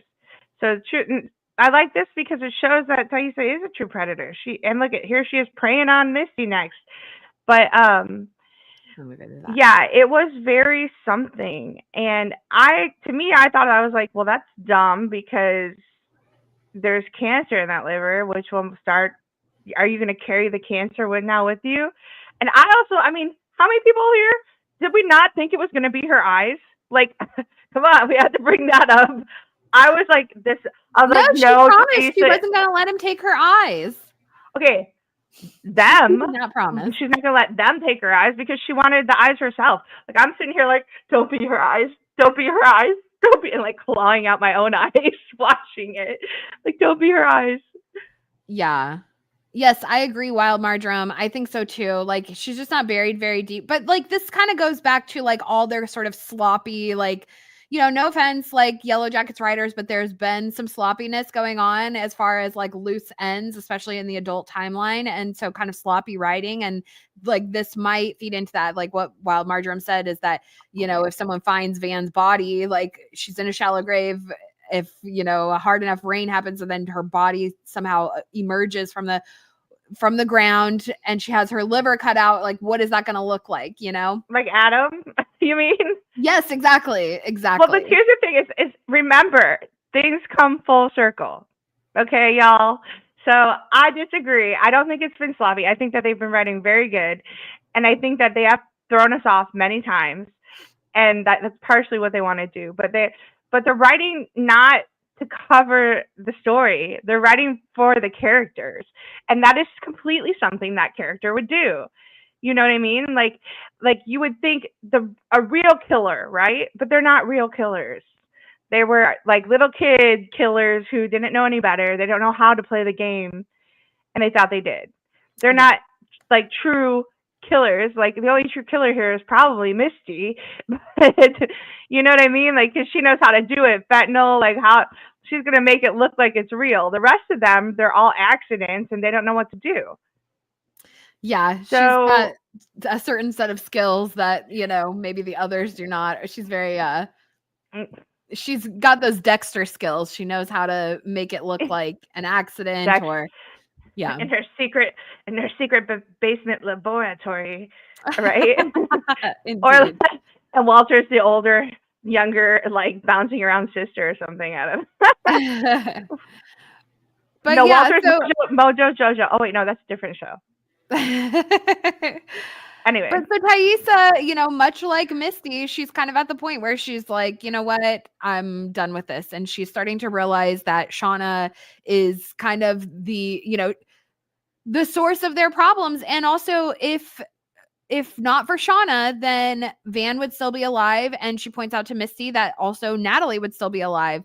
And I love this scene where they're sitting in the diner and Ty is kind of talking and, the camera's only on her. And I think we all had this moment of like, who is she talking to? Is she talking to herself? Is she talking to other Ty over there? And it was just like, I was just like, what is happening, in complete suspense.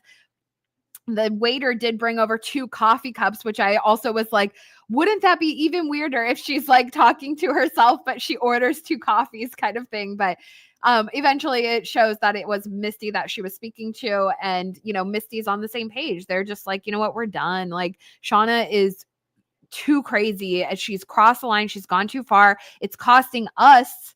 Like each of them have paid the ultimate price because, Misty loved Natalie so much as like best friends or maybe even a little more.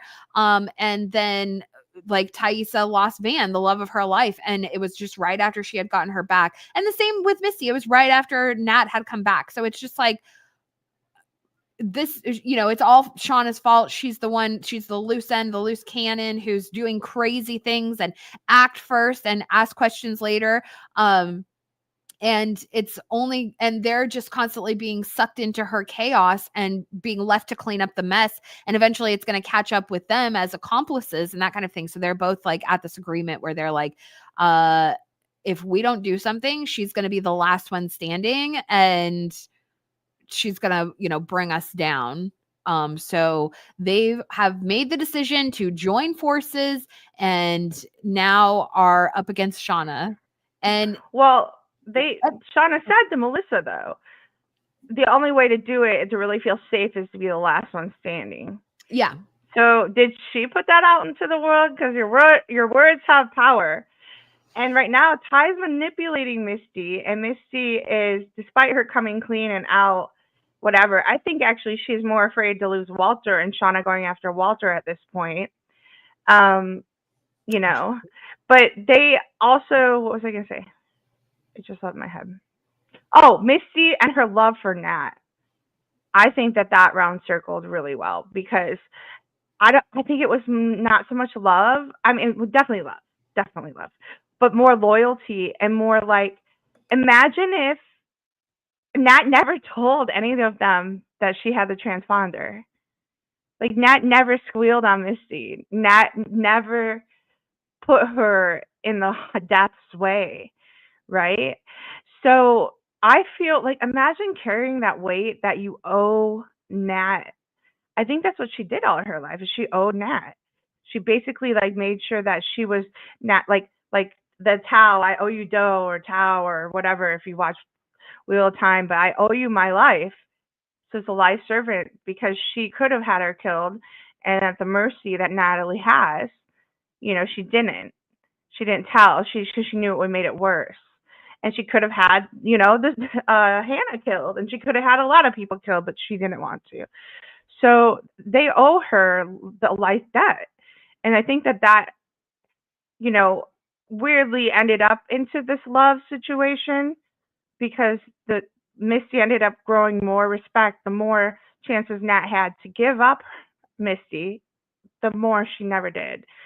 And that is something that, like, you teach love by your behaviors, by your actions, and I think that's what it is about Callie and how, I don't know if she loves me or not. Like, she says she does, but she's dark and cold and she doesn't do the things she's not supposed to do, but like this, Nat taught Misty how to love. And I think that when we full circle her character and when Misty puts on the mantle of Nat and starts acting like Nat and making decisions like Nat, she's learning not only to love herself, to set boundaries, to do this kind of love. She's learning that Walter was loving her the whole time. And now Walter's kind of like Misty, like last season, which, we'll see season 4 what happens with those two. But this whole teaching love, and then why it was mentioned with Callie and Lottie, this is true love, is carrying each other's burdens. And then Shauna not helping to carry the burdens. It's just really a beautiful thing when you really think deeper about it. It's not about revenge here. It's about protection and love, but it's about revenge for Thaisa. So we have this balance again, in a sense. They're going to bring balance to the force of that is Shauna. We'll see. Mm-hmm. But that's that's kind of my rant on that. But I do want to make sure it's alluded that Misty owed Nat a death, a life debt, all of her life. So yeah, so much to where she's going in there like, I'm not gonna let you do this, and then sniffing up all of her stuff, and totally. I agree. Yeah, they all kind of owe Natalie their lives. But however many of them will admit that. And even Thaisa, like in the future, she's the one that pays for Natalie's rehab and like bails her out of jail and, these kind of things. So they keep their loyalty to her in their own ways. Not Shauna, but, but yeah, we can see. And like, I think now, and it's this is one of those things where we see this interweaving of the teen timeline and the adult timeline where Shauna believes that she's the queen and she's rising up and she's a powerful warrior and all these kind of things, where Natalie truly has their best interests in heart. And so that's how those sides were kind of decided. And now it's kind of coming back to that. Like in the adult timeline, Shauna thinks that she deserves to be queen. She's all powerful. And especially after drawing the queen card in the season 2 finale, where she drew the queen card, they did the hunt, and then it was Nat who ultimately ended up dying. There's a debt to be paid here. Like Shauna drew that card, and so yeah, she escaped her fate, but like I still think that she's on the board. Like the wilderness wants her life versus her being a queen. So she like reinterprets it to work for her. And we even have this moment like in the teen timeline when they're out hunting and Shauna says to Thaisa, who was meant to be the queen? And like, and she's asking it from a place of who was meant to be the queen, because you guys messed with the cards. So who was actually supposed to be getting killed versus Mari being the one being killed. So Shauna knows internally, she knows that the queen card means you're dead.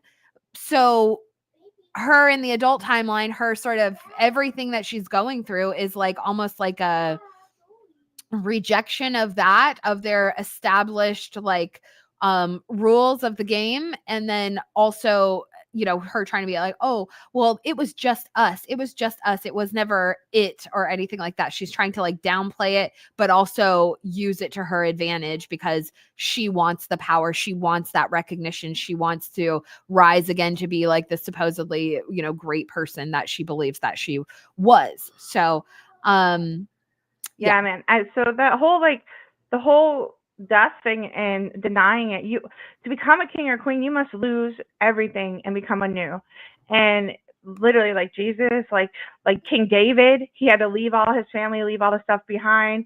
You have to. Abraham had to sacrifice his son, but then God, gave him mercy, and you see them giving mercy. But like these ones, like Silverbell says, Misty doesn't know she fixed the cards. Misty's ready to leave everything, leaving Walter just for her team, just to get whatever, But the ones that fix the cards, they're dying.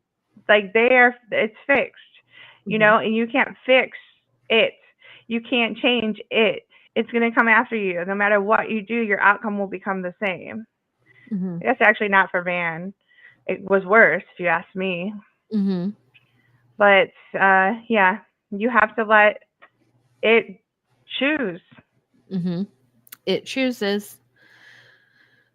All right. Well, and so Callie. as they're sitting there having this conversation, outside of the restaurant is Walter just sitting there, kind of like watching the whole thing go on. He's listening to that Slayer song that we talked about, which has so many like lyrics that are very Pit Girl inspired, you know, the rain from above and the spikes below and all this kind of stuff, which also, you know, we should point out is very out of character for him because as we know, or well, I guess as we have been led to believe about Walter, is that he likes show tunes. You know, he's very in line with kind of Misty's vibe. They're very similar people. You know, yeah, like every time we've seen him, he's listening to show tunes. I think these are Jeff vibes. I'm telling you, him and Jeff have a secret bromance. They became Maybe. friends after killing together. It's Jeff vibes, and it's also Misty vibes, creeping up on him like that, watching. You know Yeah. what I mean? They're so similar to each other, him and Misty. And it's like, you know, as much as Misty resists that relationship or rejects it, and I kind of get where she's coming from because obviously, you know, she's like hoes before bros kind of thing. Like she's like, Yeah. you're not gonna come up here and say anything about my Yellowjackets, and every time that you do, you're like, you're just digging away at our relationship. It's like that's off the table. Your input, your perspective is not welcome on the situation. And Hoes but before bros. he I keeps love doing it. it. He keeps doing it though. He keeps interjecting his opinions on things and saying, you know, But your judgment's clouded, or you know, they're not a good influence, or XYZ. And so now, like, especially after episode 9, like she kind of left him high and dry with the chocolate martini and all this kind of stuff and taking the phone. And now it seems like he's pissed. Like now and that's kind of been their dynamic throughout the whole I'd be pissed season, too. where he's been kind of standoffish and or not, excuse me, not standoffish. He's coming on too strong and she's been standoffish. And you know, he keeps trying, he keeps coming back for more, he keeps coming back, he's cleaning Caligula's cage, he's, you know, picking her up when she's drunk. You know, he is a good boyfriend to her. But you know, at what point is the line crossed? And I kind of feel like we've gotten to that point. The way that Well, he's sitting out there listening to Slayer, it's just very not Walter. we You do know, know. not Walter. We do know that it was Tuesday though, when Shauna shows up on Tuesdays we clean Caligula's cage when Shauna shows up at Missy's house. Yeah. Put that on the timeline. But yes, Walter is definitely been abused for sure. And I think Missy's crazy. And although, yes, bros before hoes or hoes before bros, whatever you want to take it. But, you know, he really was a true friend and true lover of her and giving her everything he said was right. And she admits it. She learns to admit it. But she was like, you know, down to beat it. And I love that you said that because Erin, let me tell you how many times Erin takes my back. Yo, she is Mama Bear to me. Erin is my queen, and I'm her Misty. It's true. I'm gonna cry thinking about how many times you were like, "That's my hoe. That's my hoe. Don't you fuck with her. Don't you mess with my hoe." But anyway, I mean, I'm sorry. Are we gonna get edited? I look like Sailor Moon right now. You're on mute, baby. My love, you're on mute.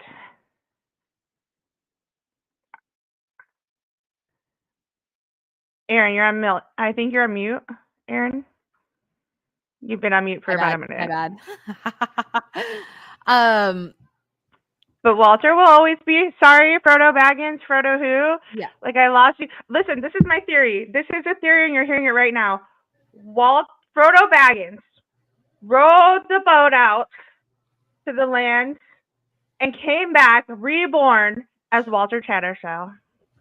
And he is now both embodying Frodo Baggins, but a better version.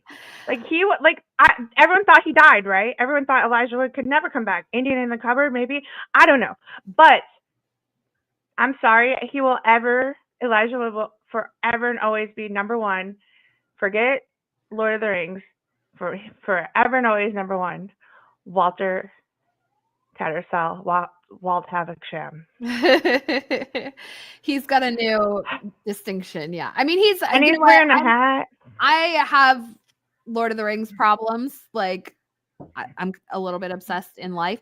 And so, so he's always Frodo to me. But you know what? Like, we disagree. I love that. Like, there's something to the idea that like these really significant like pieces of media for me. Sorry, my daughter's running naked. Hold on. Let me make sure we're not seeing things. Okay.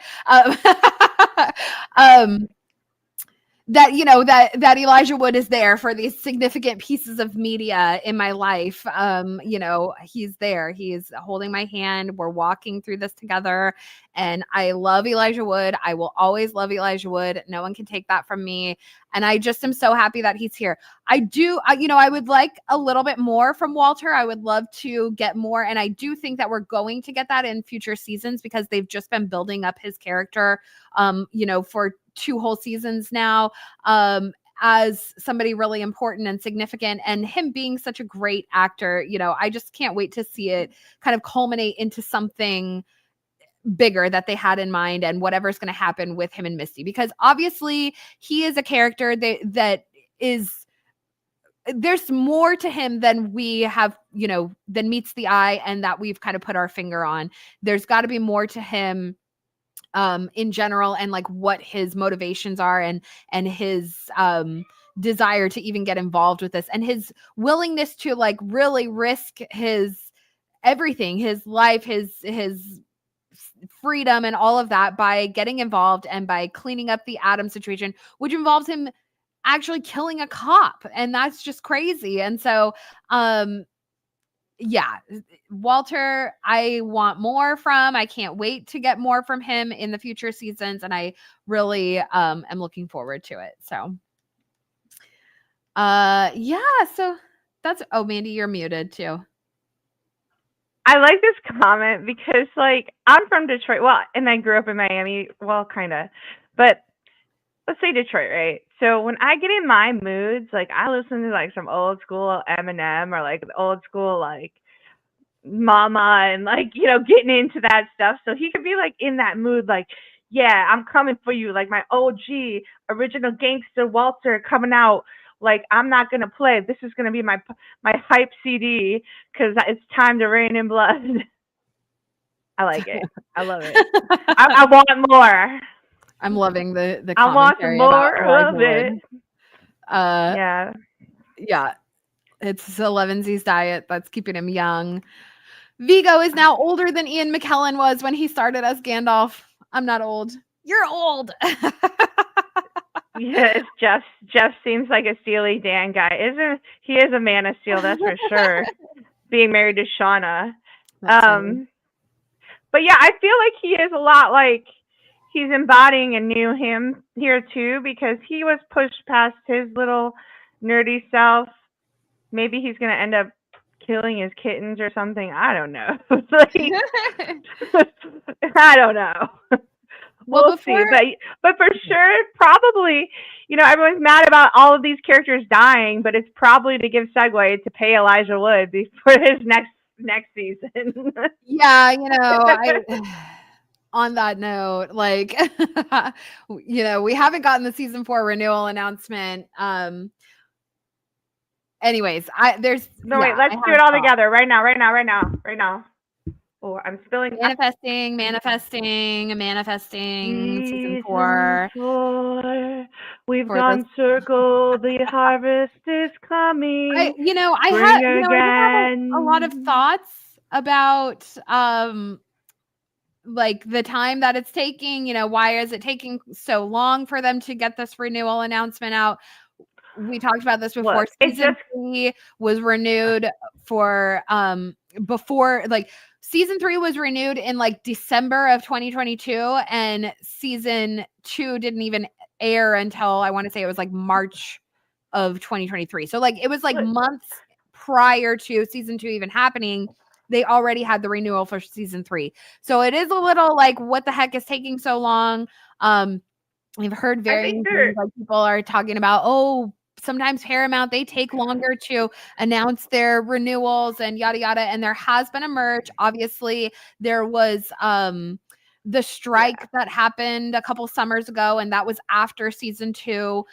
So there's been, things that have interfered with the production in general, and I have to kind of wonder, is budget a concern? Obviously this is a really star-studded cast, so obviously budget is going to be top of the line kind of thing. And after having that merger and the strike that happened in Hollywood, and just kind of the change of things that have been happening, I kind of am wondering if Paramount was like, prove that you need this renewal, prove your show to us kind of thing, which is crazy because this is one of the most popular television shows. Now, because it's been released on Netflix, and we're going to get season 2 released on Netflix after the Emmys, right? I guarantee it. So a lot more people are going to be able to get to watch it, and I'm telling you, it's going to hype up. And if it doesn't hype up, what's going to happen is, I'm sorry, y'all can't hang with us. Just go somewhere else. But if you can hang, I don't know how you can't not. And I want to shout out to my girl, Stephanie, one of my best I haven't talked to you in a long time. You got to call me. I got a new number. But it doesn't matter. Time is irrelevant in our bonding. Happy late birthday, by the way. Steffi's is one of my Game of Thrones people, and she and I are good friends for a long time. She used to live here with me and had to move far away, but I love you. But yeah, season 4, here's us. We hear you. And Ashley, Bart, Jonathan, who are we forgetting? Listen, you have the chance to saving one soul is better than misleading 99 other ones. We are the lost sheep, and leave the 99 behind and come for the one who truly love you, and that's us. And we're really not one. We're about 1,000 leagues of maybe possible demons. But anyway, we want more. We beg you for more. Absolutely. So if I have to play Elijah Wood, I will. We'll just work. Well, yeah, let's hope they can get it organized and get it together, and hopefully Paramount can see what a popular show this is. I've seen now that Yellowjackets, they're advertising, they're showing on Hulu, they're showing on Netflix, they're on Paramount, they're on Amazon. I mean, they're everywhere. This is an incredibly popular show. I mean, I see people talking about it online all the time, even like big celebrities and, podcast hosts and all kinds of things. So I know this is an incredibly popular show. So I really do hope that Paramount can, get it, figured out and get it renewed. And I'm sure that there's a lot to it as far, again, there's so many actors on this cast, and they're all high, popular, high caliber actors that have other projects as well. So organizing all of the things and, budgeting all of the things. I mean, it's a lot to take on. This is a big production, but, in the future, obviously, going forward in this series, we're getting closer and closer to the girls being rescued, which is going to change up the presentation, the set of the show going forward, one can imagine. So there's a lot to it, but I am ready for the renewal, and we're all hyped for it, and this is a big moneymaker for you guys, so do it. Hey, this is a good question. I was wondering about this too. I'm not very happy. I don't know why we didn't get to see her. I haven't seen any word about it quite yet. But she was announced as being cast in season 3, and she did not appear. And so we have to imagine they must have cut the scene that she was in, because as far as I'm aware, she had filmed and was scripted and all of this. So surprising that she didn't make an appearance. Very disappointing. I think we all kind of had our hopes. Now, I think that a lot of us are speculating that she could play adult Akilah if Akilah were to survive. And we are kind of left on a cliffhanger when it comes to Akilah at the end of the episode, because we see Akilah confronting Lottie in the cave, and she says, Travis told me that my visions, you were just kind of making up what that all meant, and it was wild. and now she's questioning everything, and it's kind of like her and Travis have switched places, because Travis was questioning it basically after the strangers came into the camp, the scientists came into the camp. He started to kind of question everything, and he told Akilah that was all just kind of made up. They were playing pretend with Lottie, but now they have a real chance of getting out, and so they need to take that seriously. And so we had this like switch where Travis was like questioning if Lottie was sincere or capable, and then he tried to trick her into falling into the pit, which thankfully she did not. And that seems to have like really made him start questioning things again. And so we see in the finale that he's more in tune with Lottie, while Akilah has stepped out of tune and she's questioning things. They have that moment in the cave where she actually picks up a rock. And then what's interesting is we don't see Akilah after that. Throughout the whole episode, we do not see Akilah again. And so I have to wonder, like, what happened in the cave? Did something happen to her? Or, what happened? And then, of course, Evans Johnson coming into play. Like, we're kind of assuming if she could potentially be playing adult Akilah, maybe this is a good cliffhanger to leave us off on, although it was kind of a subtle cliffhanger. There were so many subtle cliffhangers, and as much as we got a lot of answers, we have more questions. I mean, at least I do now. And that scene, Akilah gone wild as hell, killing all the animals, like feeding them berries or mashed up poisonous berries. As her dream goes, she's eating berries, and then they couldn't even eat the animals if they wanted to. And then we see it kind of juxtaposes with Taissa eating the cancerous liver. But anyway, I just thought it was with Travis, though, when he starts coming out, and then Lottie's like, that's not Travis. It's not him. Don't worry about him.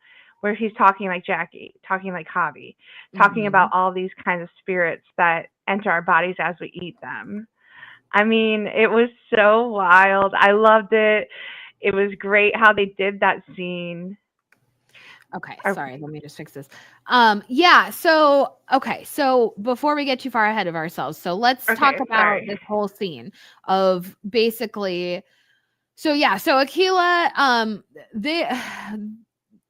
they're trying to kind of set up a diversion, and actually Akilah, it turns out that she was, she kind of facilitates this whole situation, but she finds her animals have been poisoned, or they're all dead in the pen, and she's screaming and crying, and everyone kind of goes running in there.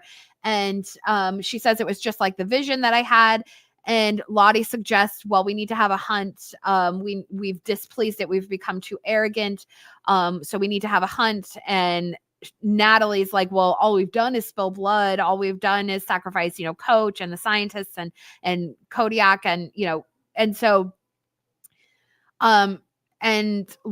like Mari even steps up and she's like, well, they were our enemies. And so Lottie says, we have to sacrifice one of our own. That way it means something. And so they decide that they're going to do the hunt and that they're going to draw cards the following morning. And it turns out that this was all, this is a conspiracy that's going on, because we have the situation with Misty and with Nat, and then also with Van, where they're trying to fix the phone, the sat phone that the scientists had brought in. And so Misty has the antenna, and that's kind of how the episode opens, with the teens. Natalie's getting her hut tossed up, and then and that's kind of a flash forward to just following the scene of Nat catching Misty with the phone, and she ends up, confronting her. She's like, what do you mean this is all your fault? F you, Misty. And she hits her. And then, she really like composes herself, and she's like, how can this help us? How can this fix us? And that's just such a great like Nat moment in and of itself. She's so emotional and upset, and then she hits Misty, but then she really reels it back in because that's just not who she is. She's not like a violent, unhinged kind of person. And she wants to know how this can help the group, and she's willing to look past Misty's transgressions if it means that the group at large can be helped. So they come up with this plan. They've been trying to repair the phone. They're having some struggles with it. They decide to basically set it up so that they can have a hunt so that Nat has an opportunity to escape with the phone, because just as Hannah said, she needs a clear line to the sky. So they need to get to higher ground and out of the woods and out of kind of the valley in order to get to the sky and get that signal that they need out there in the middle of nowhere. So Aquila is willing to facilitate this by poisoning the animals, which really also puts them in a difficult position because now they have no game to survive off of, which means that they really are down to hunting each other. And of course, all of this is in an effort to get out of there as soon as possible, but they're all willing to risk their own lives by participating in this hunt, facilitating this hunt, if it means that they can get out of there, if it gives them an opportunity to get out of there. And you can kind of see there's subtle hints that, kind of everybody's in on this. Maybe not everybody, but like Van's in on it, Misty's in on it, Natalie and Mari and Aquila are all in on it. So, and obviously the others, the group called the others that we established in the last episode, the others versus Team Crazy. And so Team Crazy doesn't seem to know about the phone. The others do know about the phone. Only Van's kind of traversing. Well, Van and Misty, they traverse both. And that's part of their light and dark symbolism. They're sort of those psychopomp characters naturally. So, and they are connected to like the darkness in their own way, but they are inherently connected to the light because that's just how their natures are, right? So we have this scene with Aquila. She's wearing the golden fleece, which I really love, but also it's kind of a nod to the golden eagle wings of Zeus. And Aquila is very connected to that Zeus symbolism. Like we talked about the oracle at Dodona. I really think that that's like very much connected to Aquila. Of course, she's like connected to the oracle at Delphi, but those golden eagle wings like Zeus has. And then the sigil for the Roman army was the aquila, which is a golden eagle. That was their standard that they, carried into battle. So that really connects Aquila. And of course she has all that, the bird symbolism connection to all the birds, and her little babies and stuff. So eventually I will make a video on Aquila. I wanted to do it, but I was kind of waiting to see if Evans Johnson turned out to be her, kind of adult counterpart. But since we didn't get confirmation on that, I'm a little bit like, But I do want to do a project about Aquila because she just is so interesting. And I did so much like really cool research that all kind of, stemmed back to her and her greater role this season. Like she's just really stepped into her own and got a better role and more details, more fleshed out. I really loved Aquila. She really became one of my favorite characters this season. Aquila became Aquila. She's Aquila queen. Anyway, I what was I gonna say? This is a good comment too. So I want to know though, with Travis and drinking that berry wine, someone said something like, oh, is it the mushroom tea wine? Probably all the above. But, it's funny is he didn't want to go through the hunt. But I believe ultimately, if we're going to blame somebody for Mari's death, it's Travis. Wait, why? Because he's the one that built the pit. He didn't mean to, but he left it there. And instead, he just still left it there. Yeah. Like, so I don't know. I wanted to ask you, and I wanted to ask the chat, and is it like a communal thing? Or it's just ironic that, Shauna goes up, well, should we make it 2 for 2? And here's Mari going in the 2 for 2 in the pit.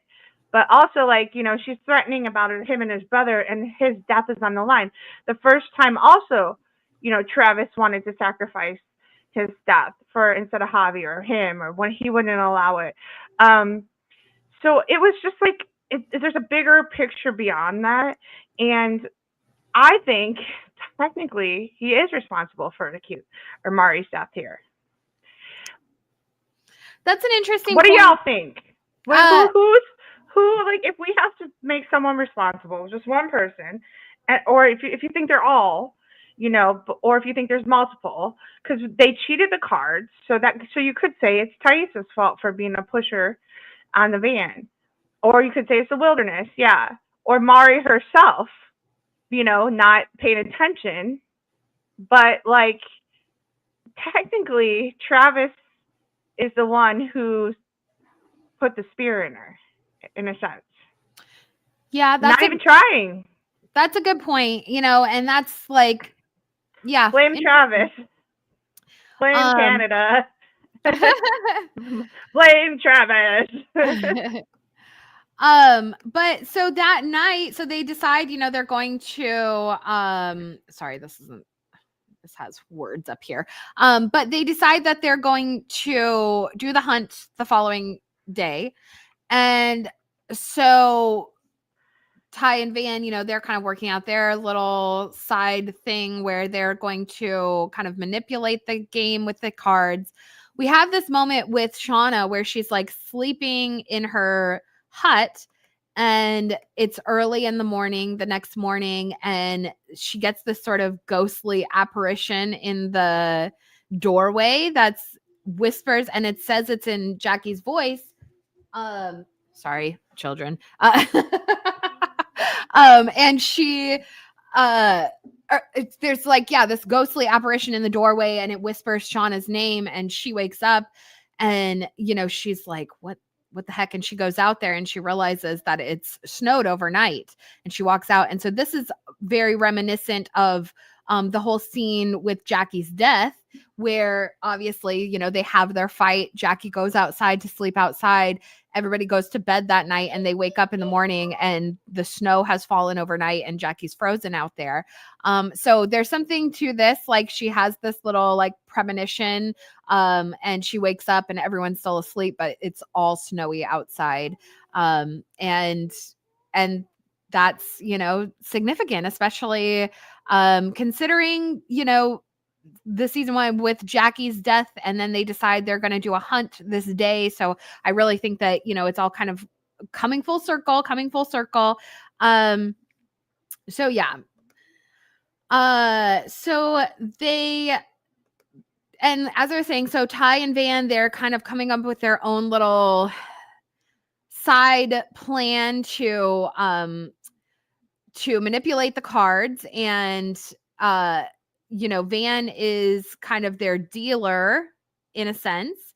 And so, but she doesn't feel entirely comfortable with it. Of course, Ty's like, well, if one of us draws the card, are we going to be, sitting here congratulating ourselves for playing fair, or should we just do what we do? And Ty is basically, advocating for Hannah to be the one, like them to set it up so that Hannah is the one who draws the card, because she's not one of them. And Ty doesn't trust her to not kind of like rat them out for the things that have happened out there. So they kind of set it up, and Van is reluctant. She doesn't want to do this, but they set it up and they kind of stand just so. And, this to me, I was like, well, if I was Shauna, I would have noticed this, for all the little, her spidey senses tingling. The fact that Ty and Van don't stand together in the circle. They stand at different spots. And for me, I was like, well, that's just a, red flag right there, because one would think if they're, the couple that they say they are, like, if they're playing this game of life or death, they would stand together. Right.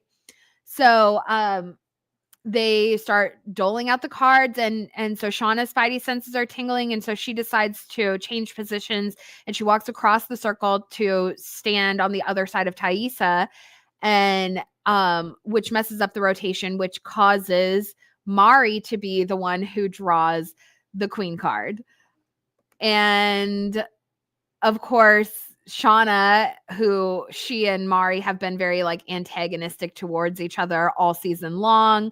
Shauna kind of is taking pleasure in this moment. She's like, oh, that sucks. Too bad, Mar. and she commands her to remove her cloak. And then she puts the necklace on her, and which, you know, that's always Shauna's role. She's always the one putting the necklace on. She put it on Jackie. She put it on Natalie before their hunt. And now she's putting it on Mari before the hunt. And to her credit, Mari tries to actually knock the knife out of Shauna's hand or grab the knife from her. And Shauna kind of knocks her to the ground, but good for her. She didn't go out, you know, like a wuss. It would have been great. Like, that would have been a great moment if Mari would have gotten the knife and then just turned around and, like, you know, shanked Shauna or something like that. Like, that would have been a really great twist. But you know, Speaking it was of that, what's that? Speaking of that, like, I really believe that Shauna's going to end up, because of her journals and all this stuff, she's going to end up in jail. She's going to be famous for writing all her crazy journals. And then you're going to see her writing there, and she's going to have, like, some shiv up her sleeve while they're doing a bed check in her jail cell. That's what that's what I want from her. You deserve everything that's coming to you, Shauna. Mm-hmm. But I do like, okay, so back to the cloak, though. And a couple comments in the chat, which are really getting to me, is that, so the nightgown camouflage, Mari tried to play off, and she took the coat of many colors off, which we were talking about Joseph earlier, how they wanted to kill her or sell her off. So what happened is like her shoes, no shoes, and cutting her foot. But so when you step into holy ground, and she's been there, and there's a giant hole, you take, in the biblically sense, you take off your shoes. You take off your cloak, your shoes, your crown, right? Mm-hmm. So I think that her taking off her shoes was symbolic of, like, the will of a will, in a sense. I'm not sure whose will it is, whether it was hers, the wilderness, or whatever. But it does, yeah, running through, how can you run without footwear in the wilderness? And yes, it got caught in her pants. But at the same time, you know, there is some symbolic reference to, before you are made into or become part of a prophet, or you do that stuff. And she's already traveled the underworld or the caves or wherever, whatever we're going to call it. Her taking off her shoes in the place of standing on holy ground. So she pretty much, I mean, is she responsible for her own death? That's like, is she sacrificing herself? You know, I still blame Travis. I blame Canada. Blame Canada for Mari's death. Blame Canada. Yeah. You know, there's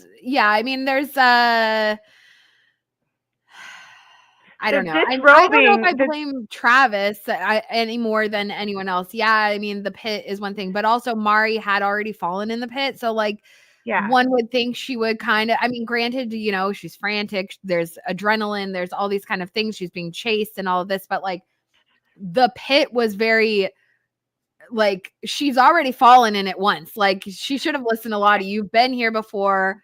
This could be different. Like, if she would have just taken a moment to kind of gather her bearings, there could have been something there. But Lottie could have saved her too. Like, Lottie saved her. She's like, no, that's not the right sacrifice. This isn't it. People are listening to Lottie. You know what I mean? Yeah. Well, Lottie, I mean, she's having fun with it, though. She starts, you know, she's counting it down as Mari starts taking off running. She's doing the ritual. The others are gearing up and getting ready to chase her down. Sorry. And the wilderness. It's a tree. The tree. It's the frogs. It's those wild Alaskan frogs. I do have some screaming frogs around here.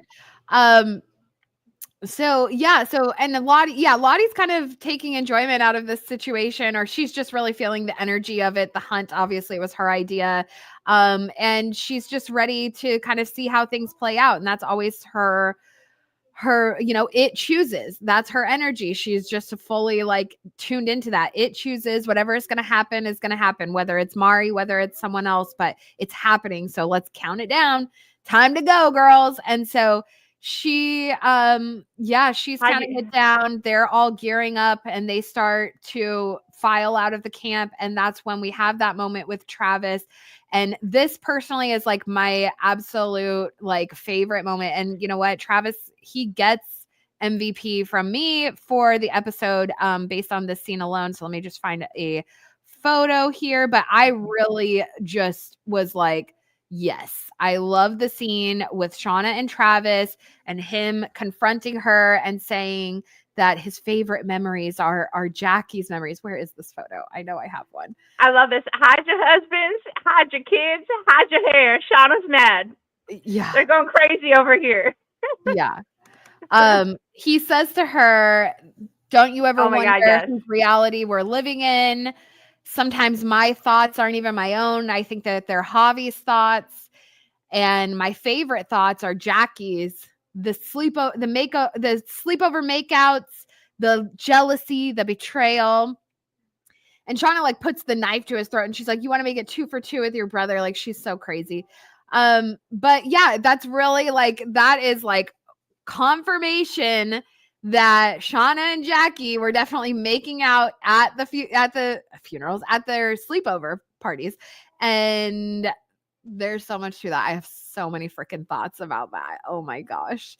I don't know, because you see Jeff sneaking in and out the window. And when I used to have sleepover parties with my girlfriends in Indiana, we would sleep out in the camper that was in the yard.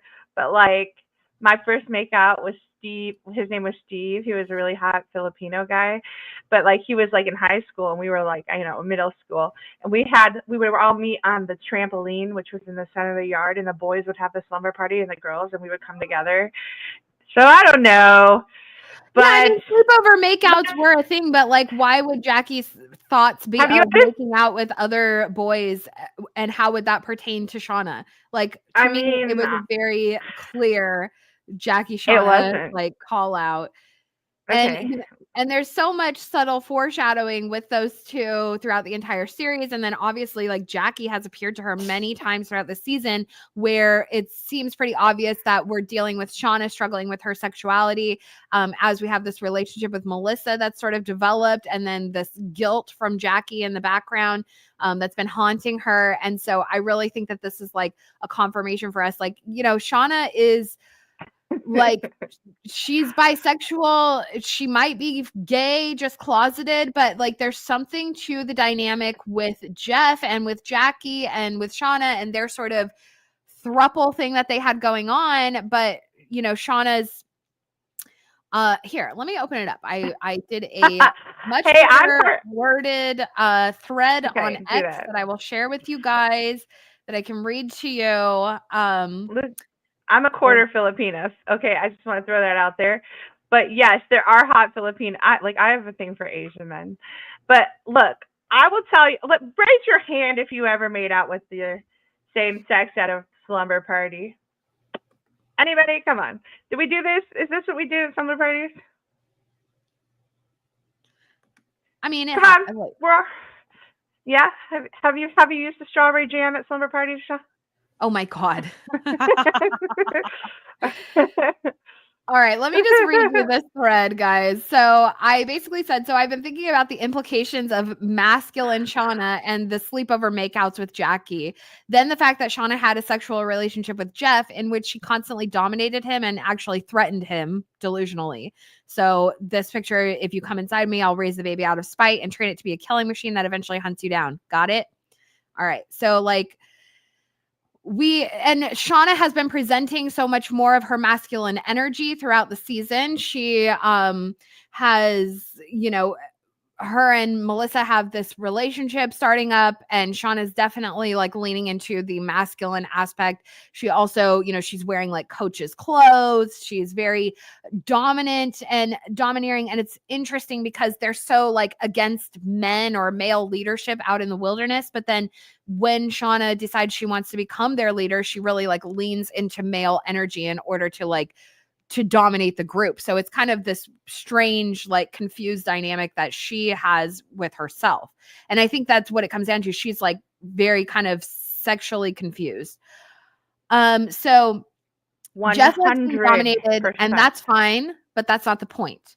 The point is that it's another aspect to Shauna that she hides, and that aspect was very likely dominant in the dynamic between her and Jackie physically, and it's something that Shauna took very seriously. So we have this other shot of this scene back in season 1 where Shauna makes the rabbit soup, the rabbit stew or chili, and then she gets all horny and she like dominates Jeff. And like, damn, Shauna, because she's like pushing him around and stuff. And her like sarcasm, her sarcasm when she's like, "I killed it." Yeah, they're like, "Do we believe you or not?" So while Jackie might have been experimenting or still interested in guys, or at least maintaining a front like she was, because like if we consider Ty and Van and how they, you know, Thais's concerns about coming out in 1996, and Jackie was far more conservative than either of, you know, Ty or Van. So she would have been even less likely to, you know, want to admit that she's gay. So then we have these photos, which is from the second episode of season 1. What about you, Shipman? Do you have any secrets big enough to crash a goddamn plane? And then Jackie and Shauna kind of share this little look between each other where there's kind of like this little secret going on or something like that. Jackie's relationship with men was a challenge to Shauna. And she handled that challenge in the same way we see her handle any other challenges. She dominates. She wants to dominate the situation. So the relationship between Shauna and Jeff was never rooted in anything deeper than that. Anything more than her wanting to dominate him sexually because of her feelings towards Jackie. And so it's like if Jackie was willing to kind of give up her, or, you know, she'd rather be in a public relationship with Jeff because she's keeping the things with Shauna hidden. That has to be incredibly frustrating for Shauna. You know, she's going to feel like not good enough, or she's not doing something well enough, or, you know, she's just going to view Jeff as a challenge to her, right? To her desires and her, you know, her desire to have a relationship with Jackie. So what it all kind of comes down to is that Shauna was fucking Jeff, not the other way around. Okay. So we have, like, again, masculine Shauna, we have Jeff. I'm totally a lady. I'm a sexy lady. We're ladies who lunch. And Shauna is like this masculine, like, you know, domineering figure. It kind of makes a lot of sense to their dynamic. If you're, you know, and I brought this up in my other video, but I'm kind of feeling like this sort of like this imbalance to the masculine feminine dynamic in their relationship. And that Shauna's always been that dominant figure, but that stems from now that we have confirmation that she and Jackie had that dynamic and they're making out at their sleepovers. Like they really did have a romantic aspect to their friendship or their, you know, their relationship with each other. And they were so committed to each other that Jeff was kind of a disruption to that. And so of course, like Shauna's going to face it in the way that she faces anything. She's going to dominate that fool. She's going to make him her bitch. If you come inside me, I will make sure that baby kills you, kind of thing. But I kind of also think that she's sort of prophesying her own death versus his. Because again, if we have this subversion of their relationship dynamics, she's the masculine, he's the feminine. If you come inside me, then I'll raise the baby to be a killing machine that hunts you down. So if she's the masculine, really, Callie is raised to be a killing machine to hunt her down. You know what I'm saying? I feel that way right now with my particular situation, but I try not to. I try to live in love. It's revenge to raise my child during my divorce. But also, I feel Shauna. Like, I mean, look, I don't get effed. I F you. Even if I am being submissive, like, let's just make that clear. Okay. So I totally get that. I'm pretty, like, you know, sub-dom or whatever you want to call it. But that is a great point. And it was all never about Jeff. It was about taking Jackie or being what Jackie should have been or what she wanted with her and Jackie. But Jeff is a sexy lady who lunches now. You know what I mean? So I'm saying, like, Jack could become the lesbian he wants to be, but don't we all want to be? Anyway, at least I'm thinking that I'm switching full time for the other team. I'm just saying I'm going through this personally. I'm just gonna put it out there. I hope my grandma's not watching this. But Oh my. anyway, ladies are brutal, and it is. Remember, first scenes we get is Jackie and Jeff are in bed in high school, and oh, I want you to come for me, and I want you to do this for me, and she's just like, oh yeah, I did.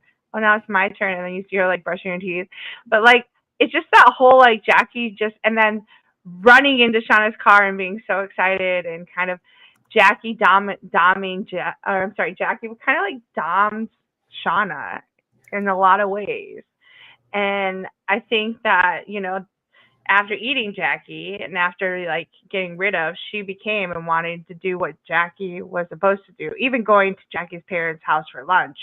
Like, do you love her or do you want to be her too is another question. Like, I always when I watch TV shows, I'm like, do I love this character or do I want to be this character?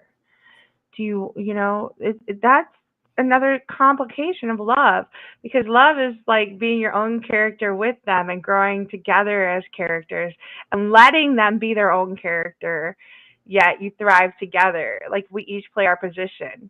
I think Shauna wanted Jackie's position, which was team captain.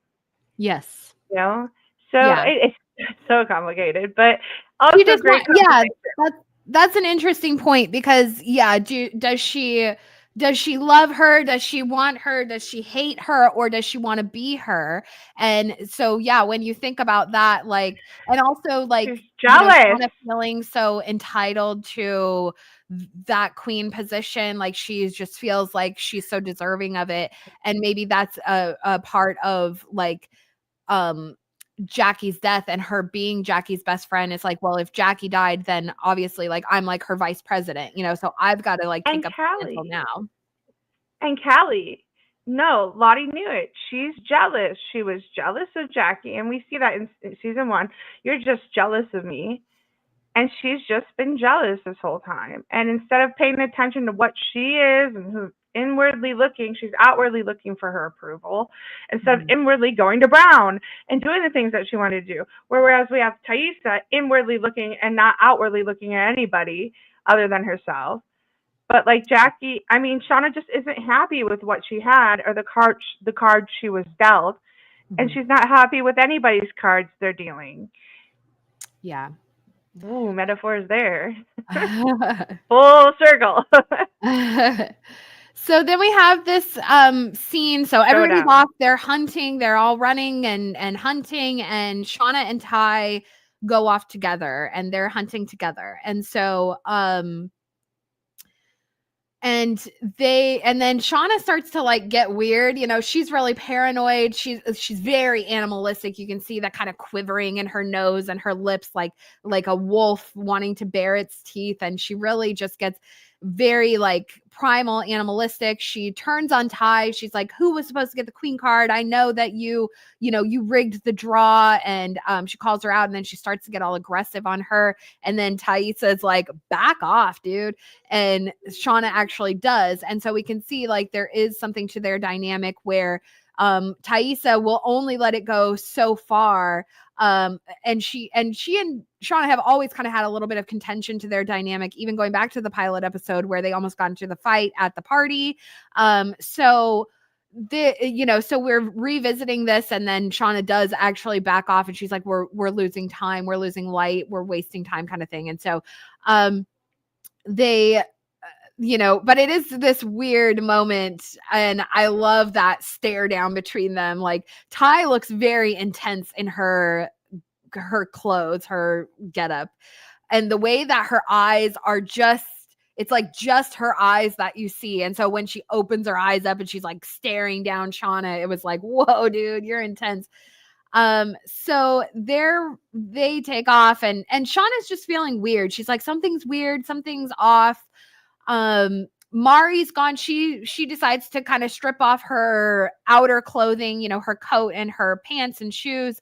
And then we see her fully kind of disrobed, and she's in the pit girl attire. And so then we really know, like, yeah, this is the scene that we are getting. This is the pit girl scene. There's hooting and hollering and girls running all around them. At one point, Jen comes up and she tries to separate Shauna and Taissa because she wants to give Mari a fighting chance. And so she convinces Taissa to go with her. She lies and she says, oh, Van got hurt over by the ravine. Come with me and we can carry her back to camp. Shauna realizes, she's like, she's lying, and she calls it out. And so, we've talked about this many times, that like she has these sort of heightened instincts that do serve her out in the wilderness, although it's also like extreme paranoia. It walks a fine line. In the adult timeline, we see it, presenting as like mania, like manic behavior and paranoia. But out in the wilderness, you could see how it could serve you, listening to your instincts and listening to the little voice and that kind of thing. But it also makes Shauna just like a really like unlikable person, in general. And so anyhow, so Jen splits them up. Ty goes off with her. Eventually, like, she's kind of leading her in the wrong direction. She's like, oh, my bad. I just get so lost and confused out here in the snow. And then finally Van like finds them and runs into them. And she's like, what are you guys doing? And Ty's like, I don't know. What are we doing? And then Jen confesses, I'm just trying to buy some time for my friend. Mari is my friend. But, and Van is like, well, maybe she'll still make it. And, and that's Van for you right there. That moment of Van was so, perfect, because Van is that Jack character. You really never know what you're going to get from her. And so for her to, later in the episode, we see her so emotionally distraught about what's happened to Mari. And also the emotional weight of like choosing, who lives and dies. She didn't want that. But then we have this moment of her, with Jen, and she's like, well, maybe there's still a chance she'll get away, but she takes off running and gets right back into the hunt. So like Van is that person. She kind of walks the line of like being a little wild and crazy and into that energy. We saw her in the season 1 finale being one of Lottie's acolytes who takes the bear heart to the altar tree. But then also she is deeply rooted in reality, and she wants to go home, and like she has a good nature and she is a good person. So she's a jack of all trades, but not really trades. She's just a jack of all like whatever varieties. In lesbian terms, we call it a switch. She's a switcher, right? I mean, come on, let's go. Mm-hmm. But anyway, let's go back to this. So Robin and Britt, where were they?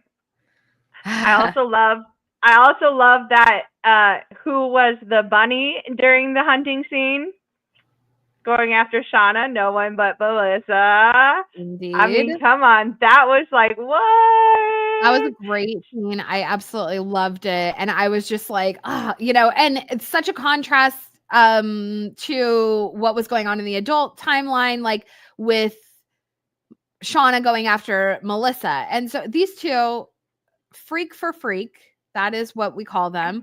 And so Melissa, she like takes this opportunity and she just cranks Shauna with this stick, tackles her, and she's like, trying to kill her, trying to choke her out with the stick. And this is certainly a callback to the dream sequence, the gas dreams in the cave with Shauna, Van, and Akilah, where they have that shared vision with Jackie and the slat bracelet. And of course, we know Jackie is very connected to bunnies. She loves bunnies. And so all of that rabbit symbolism kind of is connected to her. But then we also have the slat bracelet sequence where Jackie slaps the bracelet over Shauna's neck, and then it like cuts her neck and she's bleeding and she's dying. And so that it certainly plays out here with Melissa, because Melissa, she's wearing the bunny costume and then she tries to kill Shauna with a stick across her throat. So it's very parallel to that. And another idea of that, like they were having these visions of their death and that kind of thing. Of course, Shauna had many visions this season, but yeah. Regardless. I got a new stick, I got a new stick when I went out on my wilderness camping trip 2 weeks ago. It's a badass stick. I don't know if y'all want to. Should I get it? It's on the front porch. Sure. But I think what I think we should do. This is a great. I'm thinking also, what does your psychotic hunting ritual outfit look like? I feel like we need to start like a thing. Like we need to put it on our page, and we got to have like a competition or something of most votes for what's your psychotic animal hunting ritual outfit. I think that's like a throwback to COVID times, because I remember there was like kind of a trend of people like coming up with their like apocalypse outfits during COVID while everyone was locked in their houses, and they were like coming up with these like crazy outfits and stuff. Look, let me think it's my own idea, okay? Not that everything has already been done under the sun, Carl. Thank you, but but yeah, I like this. Where would we get the rhinestones? I would probably from like little rocks. You know how sometimes like clear rocks. I don't know. Growing up by like Michigan, there were all these like little pebbles that were all different colors. So I don't know. Mm-hmm. Yeah, I'm gonna get my stick. While Marjoram says I should do a video on the animals that each of the girls dress like. That's a good point. I could do something like that. So yeah, so that's kind of what's going on around. And then of course, we kind of talked about Aquila in the cave with Lottie. Let me pull up a picture here, and they kind of had their conversation with each other, and we have this moment with Lottie where she's like knelt down. And so what we can take from the scene in the cave is that so previously, as we were talking about with the gas visions with Aquila and with Van and with Shauna, they had these visions in the cave because they just enter this cave and the gas fumes are so intense that it immediately causes them to all fall unconscious. But now we see in the scene during the hunt that they go into the cave, and Lottie is literally knelt down before this, and they're in like the inner sanctum of the cave, okay? Because I remember in those, when they all fainted, there was like what I call the cosmic egg, the omphalos, which is this egg-shaped stone that was in the inner sanctum of the what do you call it? The Adidon of the Oracle of Delphi, where they breathed in their fumes. So their cave setting had this egg-shaped stone called the omphalos, which was said to be the navel of the earth.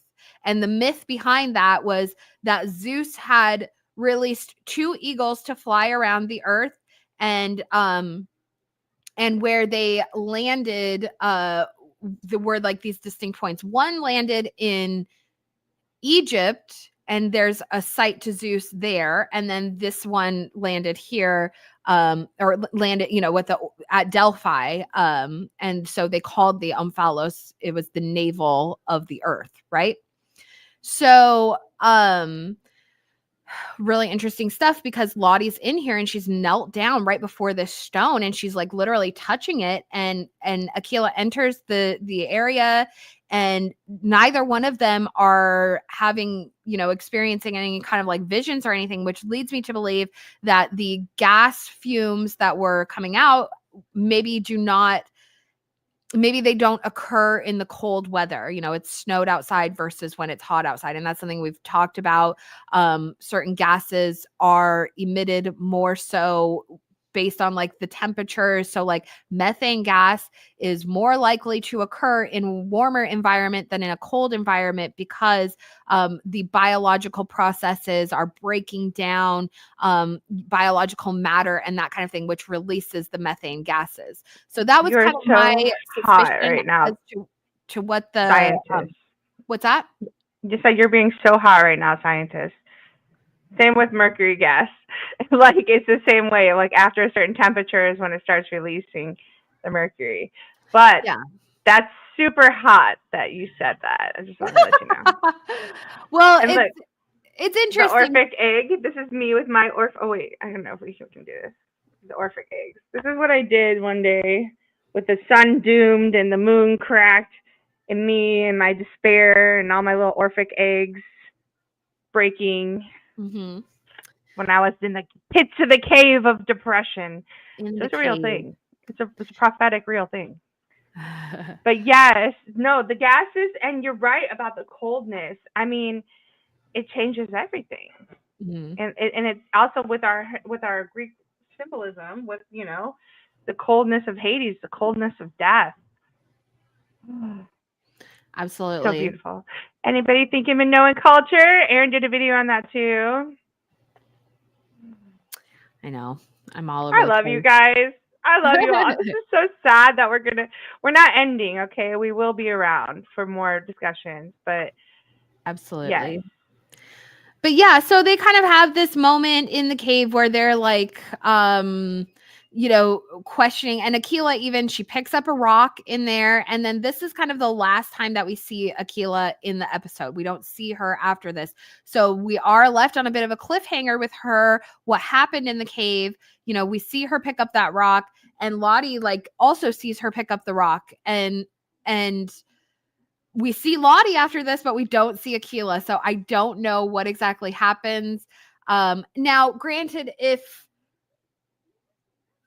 I don't know, if something happened to Aquila, wouldn't that sort of negate the hunt? Because after that, we see Lottie out there and she's kind of guiding Mari and that kind of thing. And so if Aquila had died in the cave, then that would kind of end the hunt. And Lottie is the one who has the horn. Which she does end up blowing later, but anyhow, so let me go ahead. So let's get back to Mari. So Mari, as we said, she stripped off her coat and her shoes, and she's running and she's just doing the best she can. At a certain point, she ends up tripping over a stick and she cuts her foot open. She falls. I mean, you can just imagine how terrifying this is. And Alexis Braha, she does a great job acting out this whole scene. She said in an interview she studied the pit girl movements and that scene over and over again. She does such a great job. And you can imagine how just scary it would be out there. You're in your nightgown, you have no shoes on, it's freezing cold. Your friends are chasing you and hunting you. You're just running for your life. And it is, I mean, it's just a terrifying situation. She does such a great job. She's crying, she's cold. You can tell she's cold. And it's just a scary situation.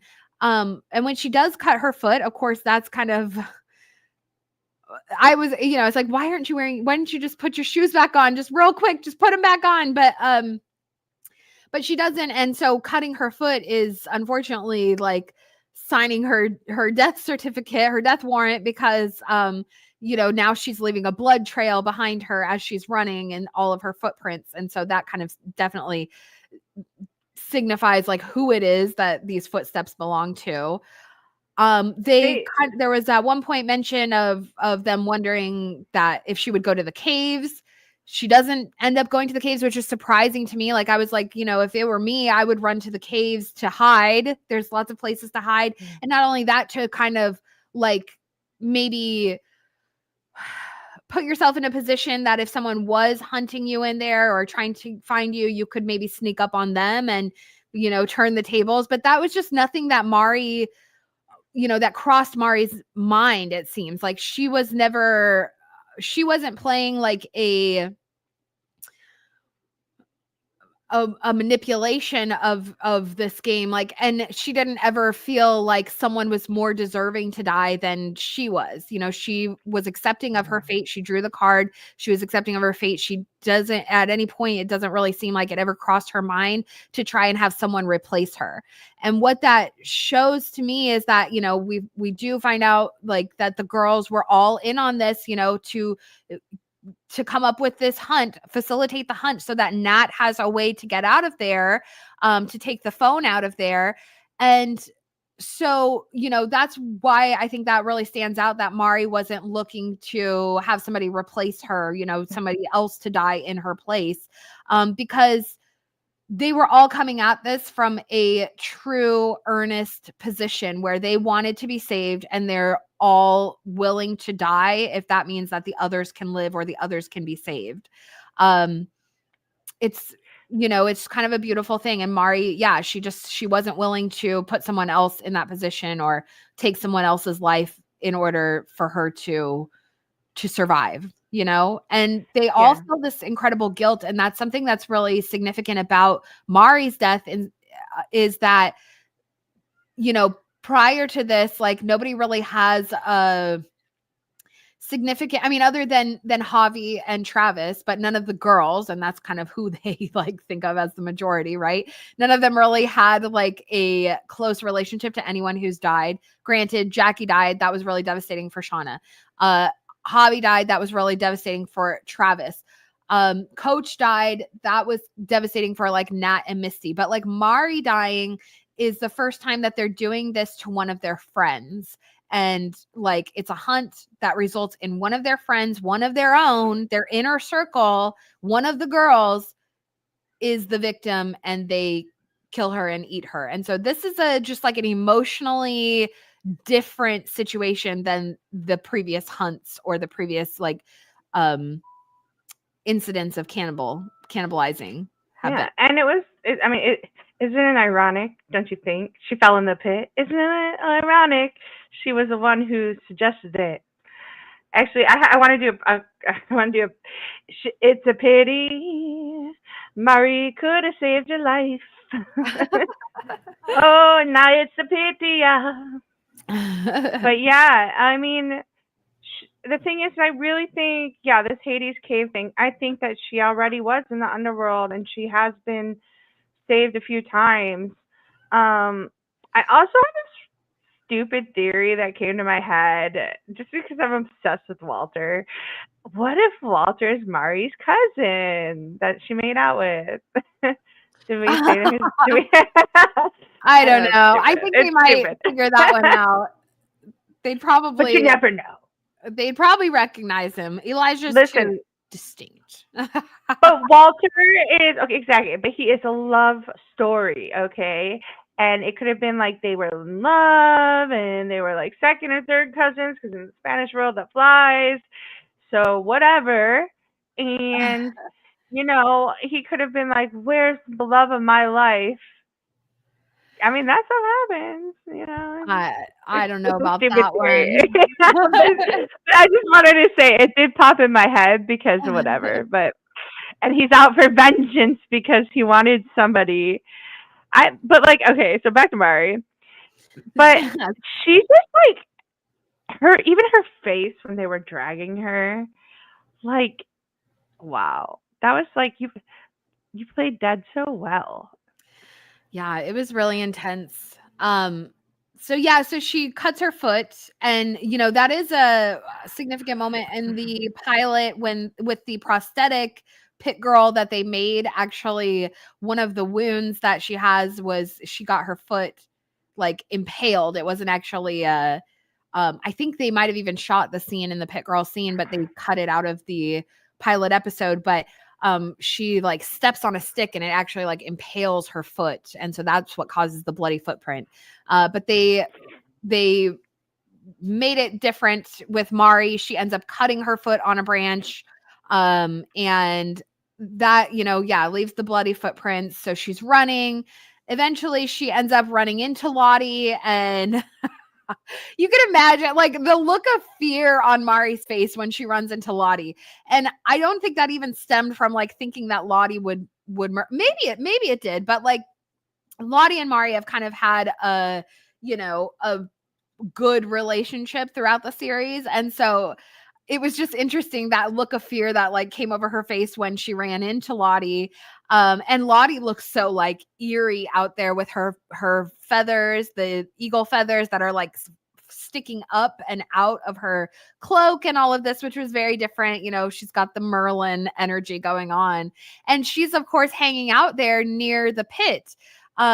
So she's, and I mean, I guess she knows. I mean, she remembers where the pit is. I mean, granted, she didn't know that Travis was trying to like kill her and have her fall in the pit, or maybe she did. She, you know, we're kind of getting more and more in these last couple episodes that she can like read minds, or she has psychic abilities, or she can, you know, she has a really strong sense about things. But regardless, she knew where the pit was. So she was kind of standing there waiting for it to happen, whether it was Mari or whether it was someone else.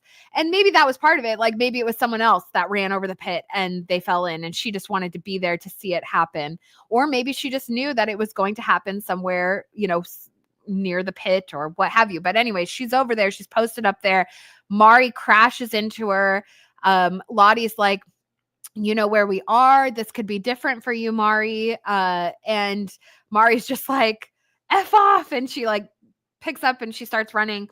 And we have these like scenes, you know, this Pit Girl scenes being like sort of interspliced with the pilot episode Pit Girl scenes, which is like so great. I just really loved it. Or maybe they were just doing such a great job of like modeling it after, like maybe you just couldn't really tell. But Mari just did such a great job of playing out this infamous role, this infamous scene. You know, that's something that has been at the center of the series for its entirety. So I really loved it, but she does go in the pit. And one thing that stands out about, you know, this death in the pit, she, and someone pointed this out in the comments, and I don't know how I did, because there was that scene even in the Pit Girl scene originally where her fingers kind of twitch. But what that shows is she has like stigmata. She has that Christ symbolism. Yeah.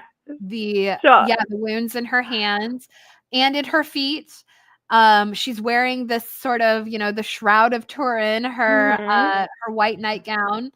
And yeah, it's so I mentioned that. I think we talked about that on chat with the Shroud of Turin stuff, kind of symbolism, and this whiteness. But also, yes, where she was impaled was, and how they hung her on a tree. And she did make the sacrifice for the rest of them, and you know, her knowing it. And also the fact that she took off her clothes, took off her cape. She was on spiritual ground. She knew it. You know, it could be different, but she chose it anyway. That's kind of like how Jesus did. Like, he didn't have to, but he chose it. By thy will be done, and by the wilderness will be done. And she also, like, what was I going to say? With the, I forgot now. There was something else. Okay, it'll come back to me in a second. Okay. But yeah, I mean, it was just a really, and then, you know, we have the scene of, it turns out that it's Van who walks up to the edge of the pit and like kind of peers down. We kind of, I always kind of thought that was Van, even though it was like someone else, the stunt person playing it in the pilot episode. It just like something about the walk. It was just very Van. So I've always kind of had that thought in my mind. The pink chucks were Van. And then the rest of the group kind of slowly walk up and they peek down into the pit, and they're all, you know, realizing that it's Mari down there and that the hunt is over. So this is what I remembered. Before the rooster crows, and they were all crowing and like, roost, you know, I mean, he'll die. It will be 3 times. You'll betray me and I will die. And it kind of like they were all crowing and they were doing that. And it was like right before they hung him on the tree, or they hung Jesus on the cross. So the whole animal sounds, and you will deny me, the betrayal, because despite or not wanting to, they were trying to sell off someone else, but they ended up selling off their own discipleship as well. Like Mario was like one of the disciples of the team. So it's kind of like that was what it was. It's like all the crowing and how Peter denies it. And so Van actually has a lot of symbolism with Peter too. So I just wanted to throw that in there. That was what it was. Well, and you know,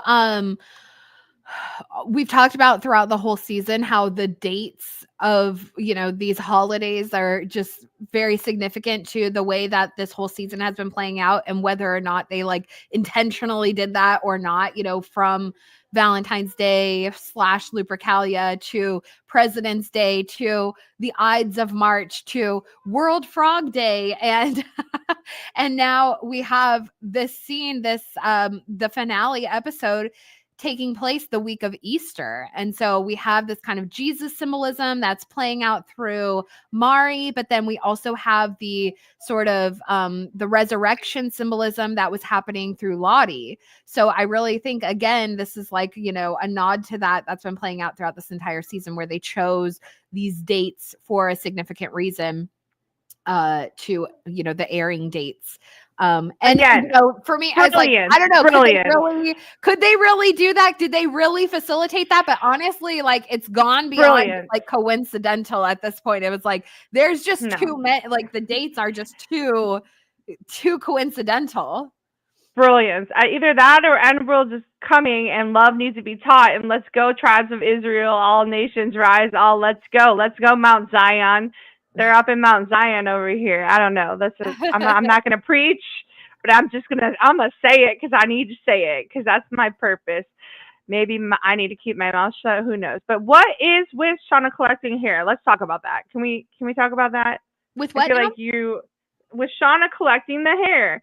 And I mean, it reminds me of Samson and Delilah, taking their weaknesses, going for because right now she's the queen, and Delilah went up to Samson, how are you so strong? How are you this? And then she ends up cutting the locks of her hair.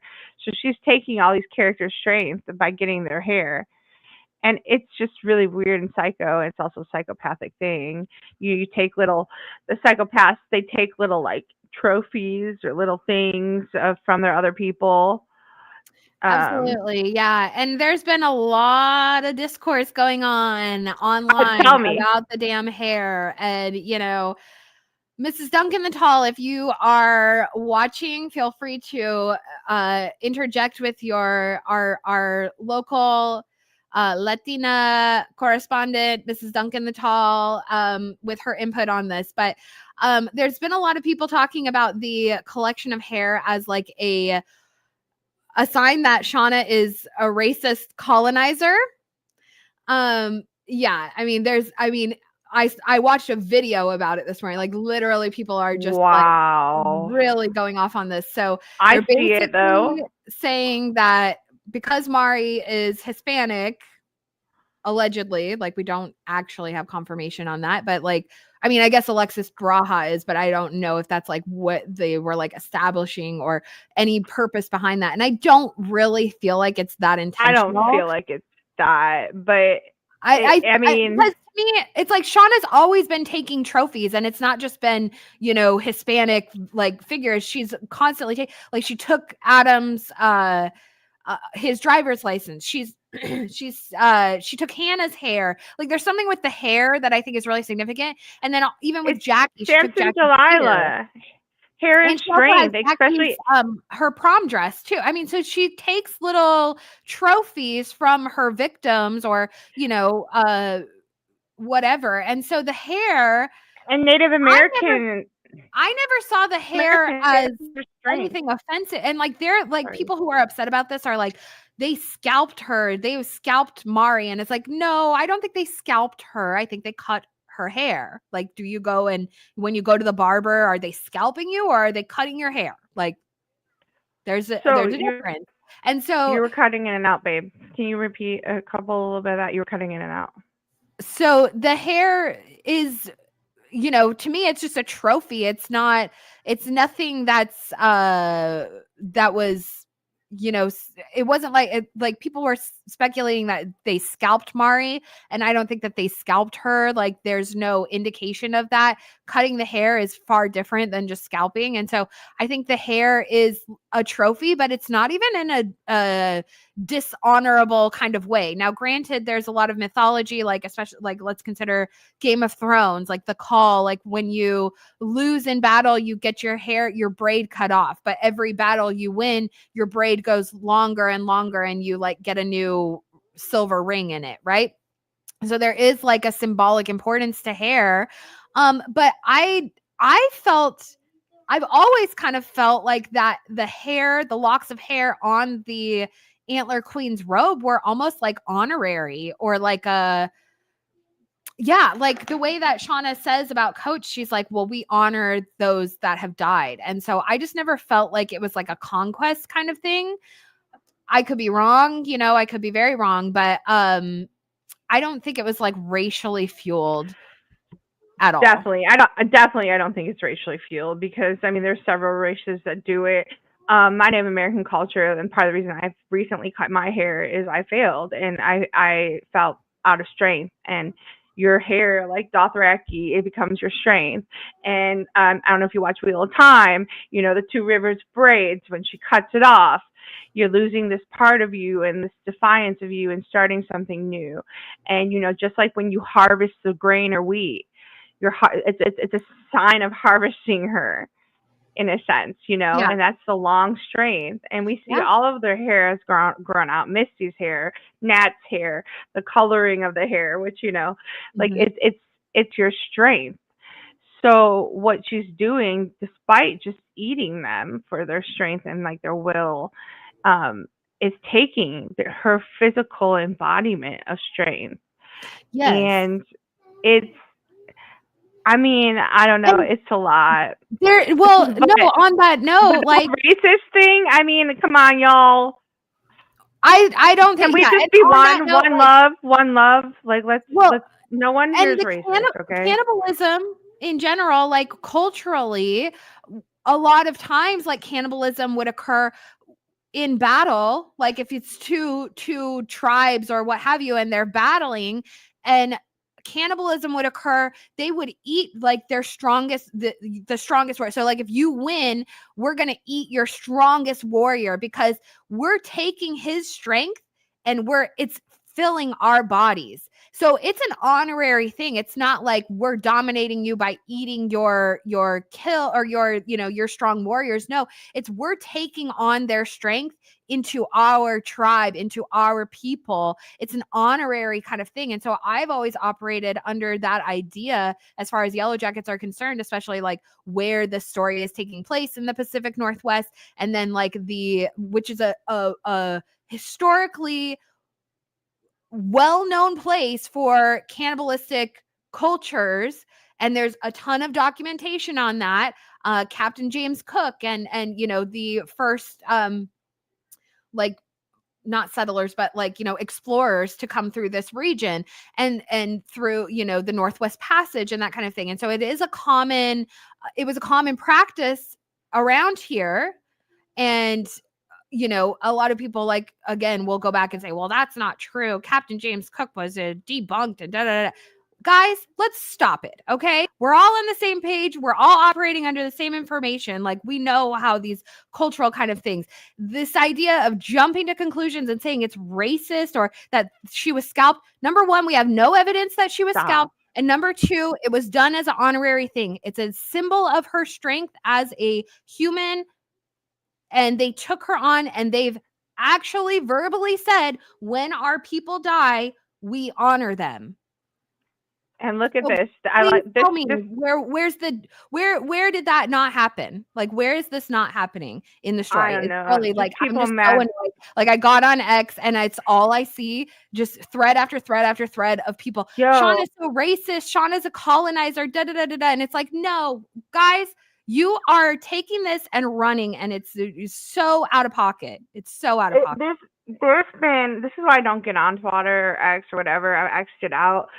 I literally, like, I saw somebody post something like, we should all, like Sophie something, we should all just kill ourselves. And it's like, literally, that's not a fucking joke. It's not something to say. It's nothing. Suicide is very. Mandy's showing her first day on the internet card. Big time right now. For real. And I like this. It's dominant. Like, it's a crown. It's a crown you wear. Hair is a crown on your head. There's a whole biblical verse that says about, like, oh, do women need to cover their hair anymore in church, or is there hair enough to cover their veil, the crown? So, and here we see Shauna not wearing her hair out, wearing everyone else's crowns that she took as trophies. But like, what they want to do is they want to be mad because take it into something it's not, because what, a Latino character died? Well, guess what? So has, the Irish, or so is Van. I mean, we don't see people going off about that and about, like, chill the hell out. Yeah. And stop being so, like, meanwhile, you're telling people, the same people are telling people that we should all kill ourselves. Yeah. Like, that is not something to joke about. No, because a lot of people deal with depression, especially traumatized people, especially narcissist abuse victims, especially everything that's in this show, which is about healing trauma, healing your inner child trauma. And yes, there is the murder, there's stuff for unjust reasons. But just to suppose and say stuff like that, like, grow the hell up. Yeah. Okay? Time to face your inner childhood. Do 5 minutes of research on, like, anybody. Yeah, do 5 minutes of research on cultural cannibalism, and you will realize that what you're saying is actually just out of pocket and completely jumping to conclusions, Shauna Shipman style. Like, let's jump to the furthest, craziest conclusion we can come up with and say that the writers they're bad. Like, this literally, they're using it as an excuse to attack the writers of the show. The writers are bad. They had no people of color in the writers' room, which is untrue. And and that can be established by taking, again, 5 minutes of research. You can realize, like, they have never been careless with their inclusion of cultural cannibalism. So I don't see why at this point they would start, especially on such a significant character or moment or scene of that occurring. Like, the core. They've been real. And so people are, and they're ruining it. They're ruining the fun of Pit Girl. It's like, can we not? They're missing the point. Yeah. Absolutely. Toxic. They're the gas in the cave, gaslighting us and others to miss the point. And I'm sorry, again, you should never, ever, ever tell anyone to go kill themselves. You know that people do that? There have been people, if you look up, if you're so into social media and your social media bullying and the things like that, that is not what you do, because that happens and it has a huge implication on a person's heart, their well-being, their mental health, and more. And people have actually done it. And I know people that have done it, and I'm not, yes, that triggers me. This is why Mandy, she can't go on X. It's just too triggering. But no, but it is. And it's not because I haven't healed. It's because I know people who haven't healed and who have done stuff like that. And you need to have respect. Just because you have a voice to be heard doesn't mean you can't use it respectfully. And that's what the writers are doing, and they are. And they're also bringing up major themes that are, about race, that are true, that need to be pointed out, but they're doing it in an elegant way, not in a mean bullying way. Okay, not in a woke of the world, push it in your face kind of way. Like, we're not gonna just, like, you guys feel free to use media literacy. Just saying. Okay. But, like, anyway, it's a pity. It's a pity. It is a pity. All right. Anyhow, so coming back around. So no one is ever happy. Yes, exactly. No, honestly, you can't please all the people all the time. Like, we're doing the best, that we can, but, like, but you can be nice about it. These characters who are out there, and, like, it's not like it's that surprising that it was Mari who was Pit Girl. It's not like it was that surprising that there's hair on the Antler Queen. So for all of you guys to just be, drawing these crazy conclusions is just like, what's the point? Like, you're just creating negative discourse around the show when we could be having a lot of fun. And also, it's been like 3 whole days since the premiere happened, and you guys are already, like, down this rabbit hole of they're racist and the writers are bad. Can we get the renewal before we start saying the writers are bad? Because that would be great. Let's put out some positive marketing, some positive feedback, so that we can actually continue the show. Unless you guys are so put off by it that you actually can't even watch Yellowjackets because you're so convinced that Shauna is a colonizer. Go ahead and write your own fucking fanfic about it and put it on Reddit. And let's see how many people watch that shit and feel the same way as you. Yeah, exactly. It's just virtue signaling. Okay, so anyhow, so let's move on from that. So we have right? You wanted Mari to be Pit Girl, and now you're complaining. exactly. That's what I'm saying. It's like the whole time we've all thought that it was Mari that was Pit Girl, and then we know that the Antler Queen has hair all over her. Like, what's the question here? VIP comment. MVP comment right here by the unknown girl. And look at, I love this. And look, that's Pit Girl. I'm pretty sure this is the Antler Queen herself. This is it. Look at these little claws. This is Mari. I love you. Actually, Mari from the other world, the other reality. She's messaging in. People wanted it to be Mari to be Pit Girl, and now they're complaining. Like, get over it. And she was Pit Girl not just once, not twice, 3 times. And Amen.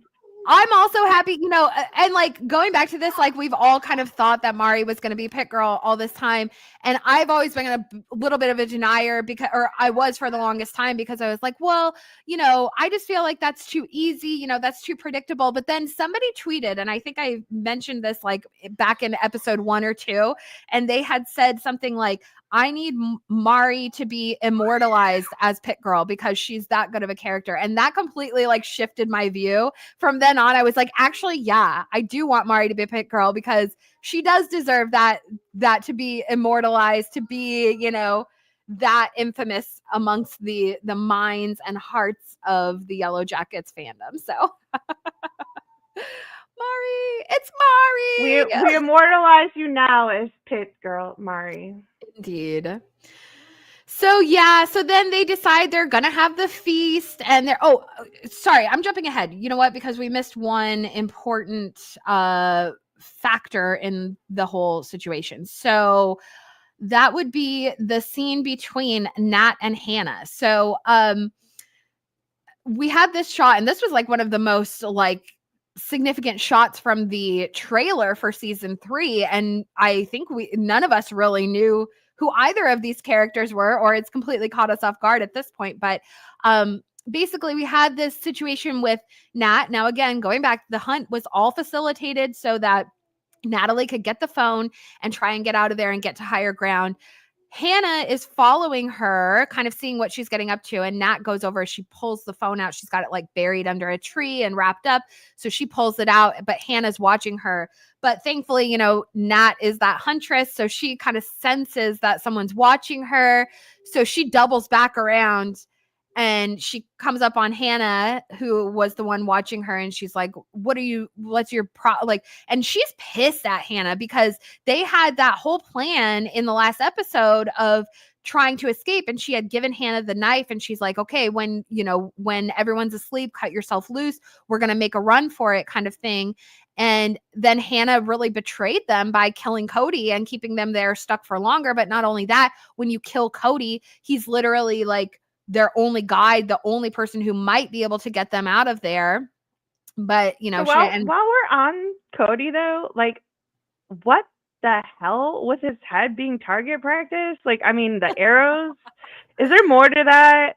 Like, I mean, because I cannot let this go and I don't want to forget about it, but like the opening scene with Cody and okay, once bitten, twice shy, kill me once, twice, 5 times. What's with Cody and the arrows?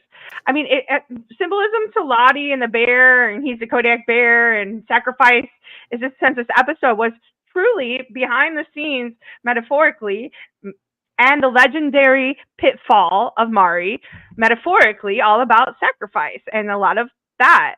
But like, that was wild. That was, yeah. So my take on that, granted, he did have 3 arrows in him. So that could kind of connect to, although it was like his 2 eyes and then his mouth, I think.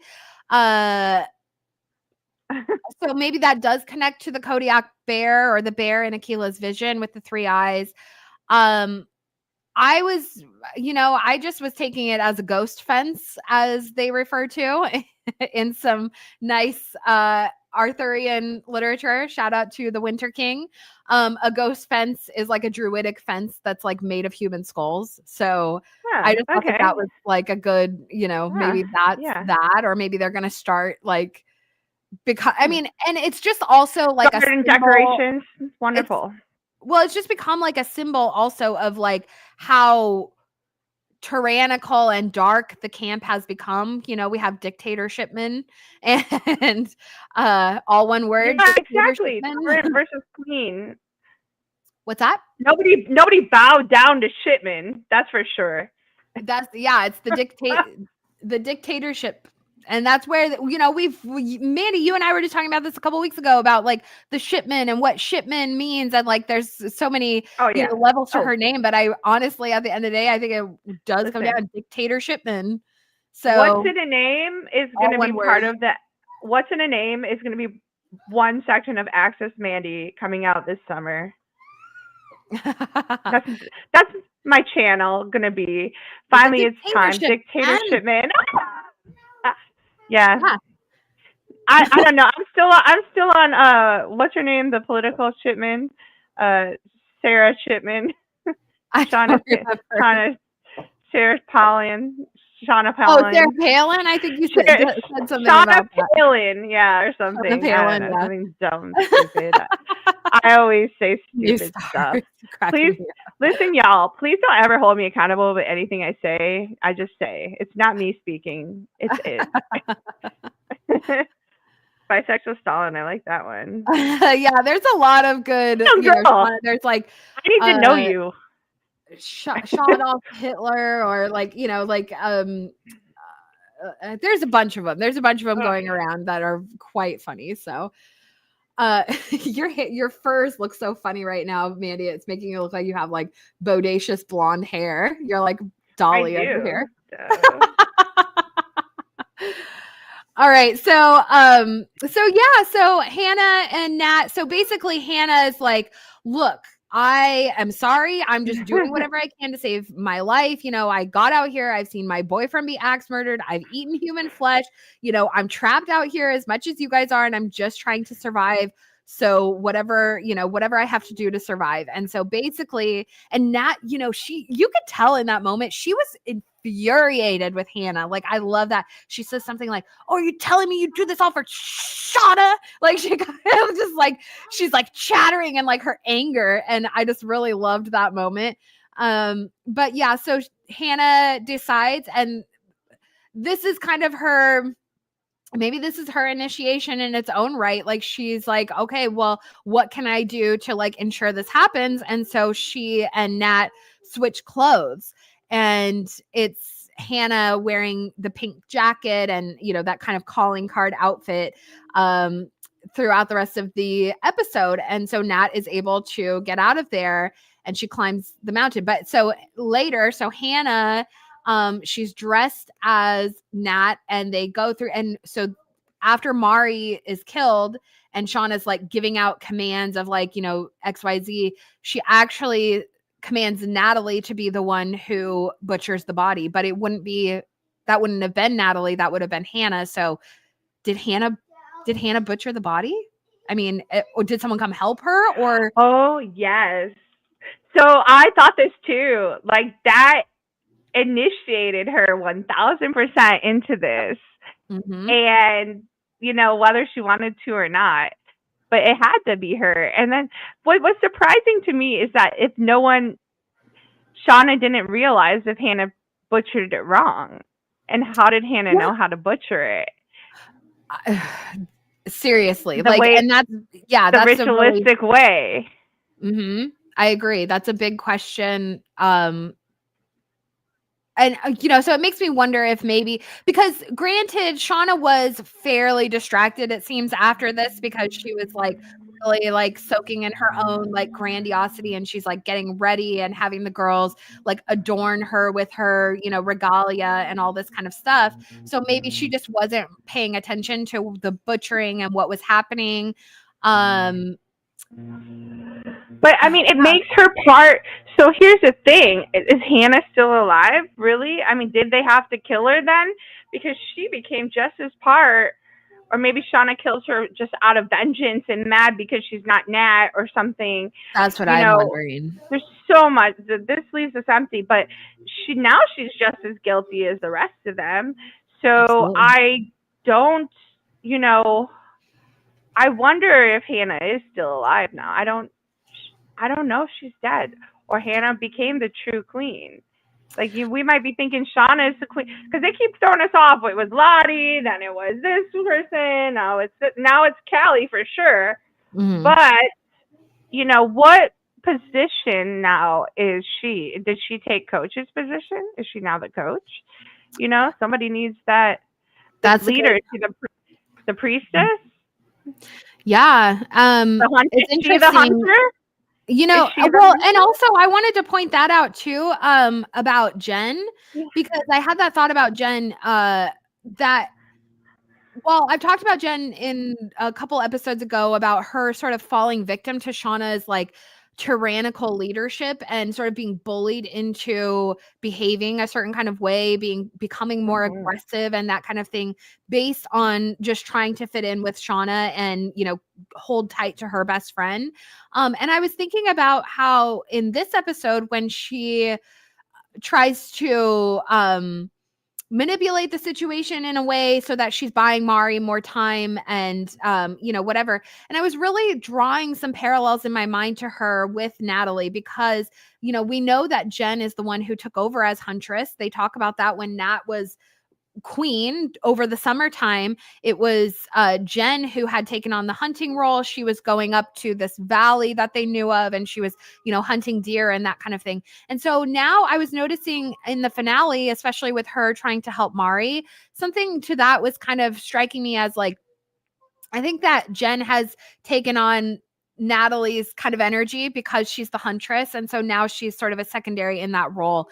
But I am concerned with how Shauna will react to this whole situation, because yes, with Hannah, like Hannah pretending to be Nat, she's switched the outfits. She was willing to, go the distance. And then also with Jen, who worked during the hunt to split up Shauna and Ty, and that was fully in it. Like, actually, Shauna's intuitions were correct in that, where she was like, she's lying, she's just trying to split us up, and that was the case. That was what was actually happening with Jen. But so I am wondering now, because we know that Shauna is such a tyrant, like, is she going to punish these girls? Is she going to punish Jen, and is she going to punish Hannah? And we know, like they said in the car, that Jen is dead, and they also, we know that Hannah is dead. So like, are the two of them going to die because of retaliation, Shauna's retaliation and that kind of thing? Mm-hmm. It's a big so question. I really like, and we also know that it's not going to be a terribly long time before they get rescued at this point, based just on timeline alone, because as we've speculated, like the winter is upon them, and based on when they crash, we know they were out there for 19 months, so winter is on them, and they do get rescued during the winter time. So it's got to be just like a matter of time before they're found at this point. So those other people, if they're dying in the wilderness, then it's got to happen really soon. I would love this if they did this. First comment. Second comment here by AA I don't know. I like that. However you want to pronounce it. The scene where Natalie helps Shauna cut off Adam's body. It did really hit home with me too, because after all of the abuse, and this was how we were talking about earlier about the love. I'm sorry, I'm gonna keep it up there. Can I do this one? So when we were talking about the abuse settled and how we talked about earlier, Natalie was showing Misty love. Natalie, alarm 333, love. And Shauna actually showing Shauna love at this point and saying, like, despite you doing it for me, I've done it. You know what? I'm going to help you. I'm going to be here. It doesn't matter how many times you turn your back on me, how much you've hurt me, I still continue to show up and help you. And the same with Misty, and the same with Jesus and love. I know I get into that a lot, but you know what? That's what I'm here for, girls. Is I'm men, people. I just think that this whole thing, despite your gender, despite your race, despite your religion, love does conquer all. And despite if you murdered somebody, who's going to help you bury that dead body? Somebody who loves you, someone you can really trust. So that was how it went. And instead of her saying, like, no, F you, I'm going to go do my own thing, she saw that Shauna was in pain and Shauna was really lost. and she was like a shepherd to Shauna, chopping up Adam's body in a sense. I know it's really crazy to say that. That actually just came out of my mouth, but it did, and it is true. And that whole scene, round circle, is so different than like Nat's crazy, because they made us want to hate Nat in season 1, right? Like that was all like, what's wrong with Nat? And that's probably the problem, or oh, she's this, and all the other characters said that. But I've always been a Nat fan. I've always been a Misty fan. But I see that they did, even if you're doing things with bad, your intentions are good, even though they might turn out bad. So they've done that a lot really with beautiful. Like, especially with Nat and Misty, I think like by the end of the series, we're just going to have a completely different view of them. And like they were presented as these sort of dysfunctional outcasts with, bad habits, and, they are kind of weird people and that kind of thing. And then we get Ty and Shauna as these sort of upstanding, like normal individuals. But like at the end of the day, I really think by the end of the series, we're just going to have a completely, like, it's the opposite. And we're going to really realize that like those people that we thought were like the weirdos, the outcasts, those are actually the moral compass of the show, versus the ones who seem like they have it all put together and they're really like the worst of the worst people. So yeah, I love that you said moral compass, because the whole no compass again goes round circle. And then this was too, not snitching, not making the situation worse, not blame shifting, not pointing the compass in another direction other than to go home and in the compass of love, like, and just pointing it in the direction like, let's get better, let's keep moving forward. And they couldn't move forward, and the compass was all blown because everybody was going their own directions. They weren't working as one, and they're not working as a team. And you want to say it's the gaslighting or the gas fumes or whatever you want to look at it as, it all does have one giant retrospective. So beautiful. So we from the weeping log to the top of the hill, like. Yes. Yeah, climb a mountain. At a mountaintop, she can see it so clear what it's all about. So it all paid off, and we had that moment too. I'll pull up this shot really quick of Misty that's kind of infamous because it was from the original Pit Girl scene. But that shot of Misty sort of smirking at the end, she removes her fur mask and then she kind of smirks. We have this shot of her, like her glasses actually are broken in such a way that it makes her eye look like the symbol. And she has this smirk on her face, and it's like, now we understand why in the and going back to that idea of like the subversion of these characters, thinking that they're the worst characters but actually turn out to be the best, like in the original pilot, and this scene of Misty smirking, and it takes place right after the Cannibal Council, so we kind of assume that Misty is like taking pleasure out of the cannibalism and the whole situation, and really it's not that at all. The whole reason that she's smirking is because they pulled off exactly their plan, and they were able to get Natalie out of there and get her out. And so Nat is hiking up to the highest heights, and also going back to the original Pit Girl scene, when Misty smiles like that, the camera pans out and it pans up to the mountains. If you recall, it kind of like goes over the landscape. We see the crash plane, and then it basically stops there on the mountain view. And so we know now like that Natalie had hiked up there, and really she's really the only person who could have done this. She's been practicing for this the whole time they've been out there. She's the one who has traversed the surrounding areas. Even in the winter time, she's familiar with the landscape, and so she climbed up to the highest height and found an open space, a direct line to the sky, as Hannah had said, and she just starts calling, like she just starts dialing on whatever channels and frequencies she's canned. She's screaming, "Can anyone hear me? Can anyone hear me?" And finally at the end, we have somebody pick up her call and says, "Yes, I can hear you." So It was so perfect, glorious. It was so glorious. I was perfect so to happy. this comment too. Is compared to Mount Sinai and God's voice. And if you go back to the previous picture with Misty, with all the ropes of many colors behind her, like when I mentioned something about Joseph and this coat of many colors, and how his brothers and sisters, they like never allowed him to be, she had favor, like with Coach Penner, she had these favors in the wilderness, and they didn't want to hear it. And so like Misty kind of reminds me of Joseph in that little bit with the coat of many colors, and she is this doing this, and he was the advisor. He ended up being the advisor of all of like Israel and Egypt and to the king, and and he still remained true to his true purpose and his true like best friend or whatever, Nat, I guess, or God. But like this was very much like, or in the tabernacle too. Yes, good point out. But the whole "can you hear me, God?" Like, God, where can you hear me? Like, there's so much of that in the Bible where you have to travel to the mountaintop.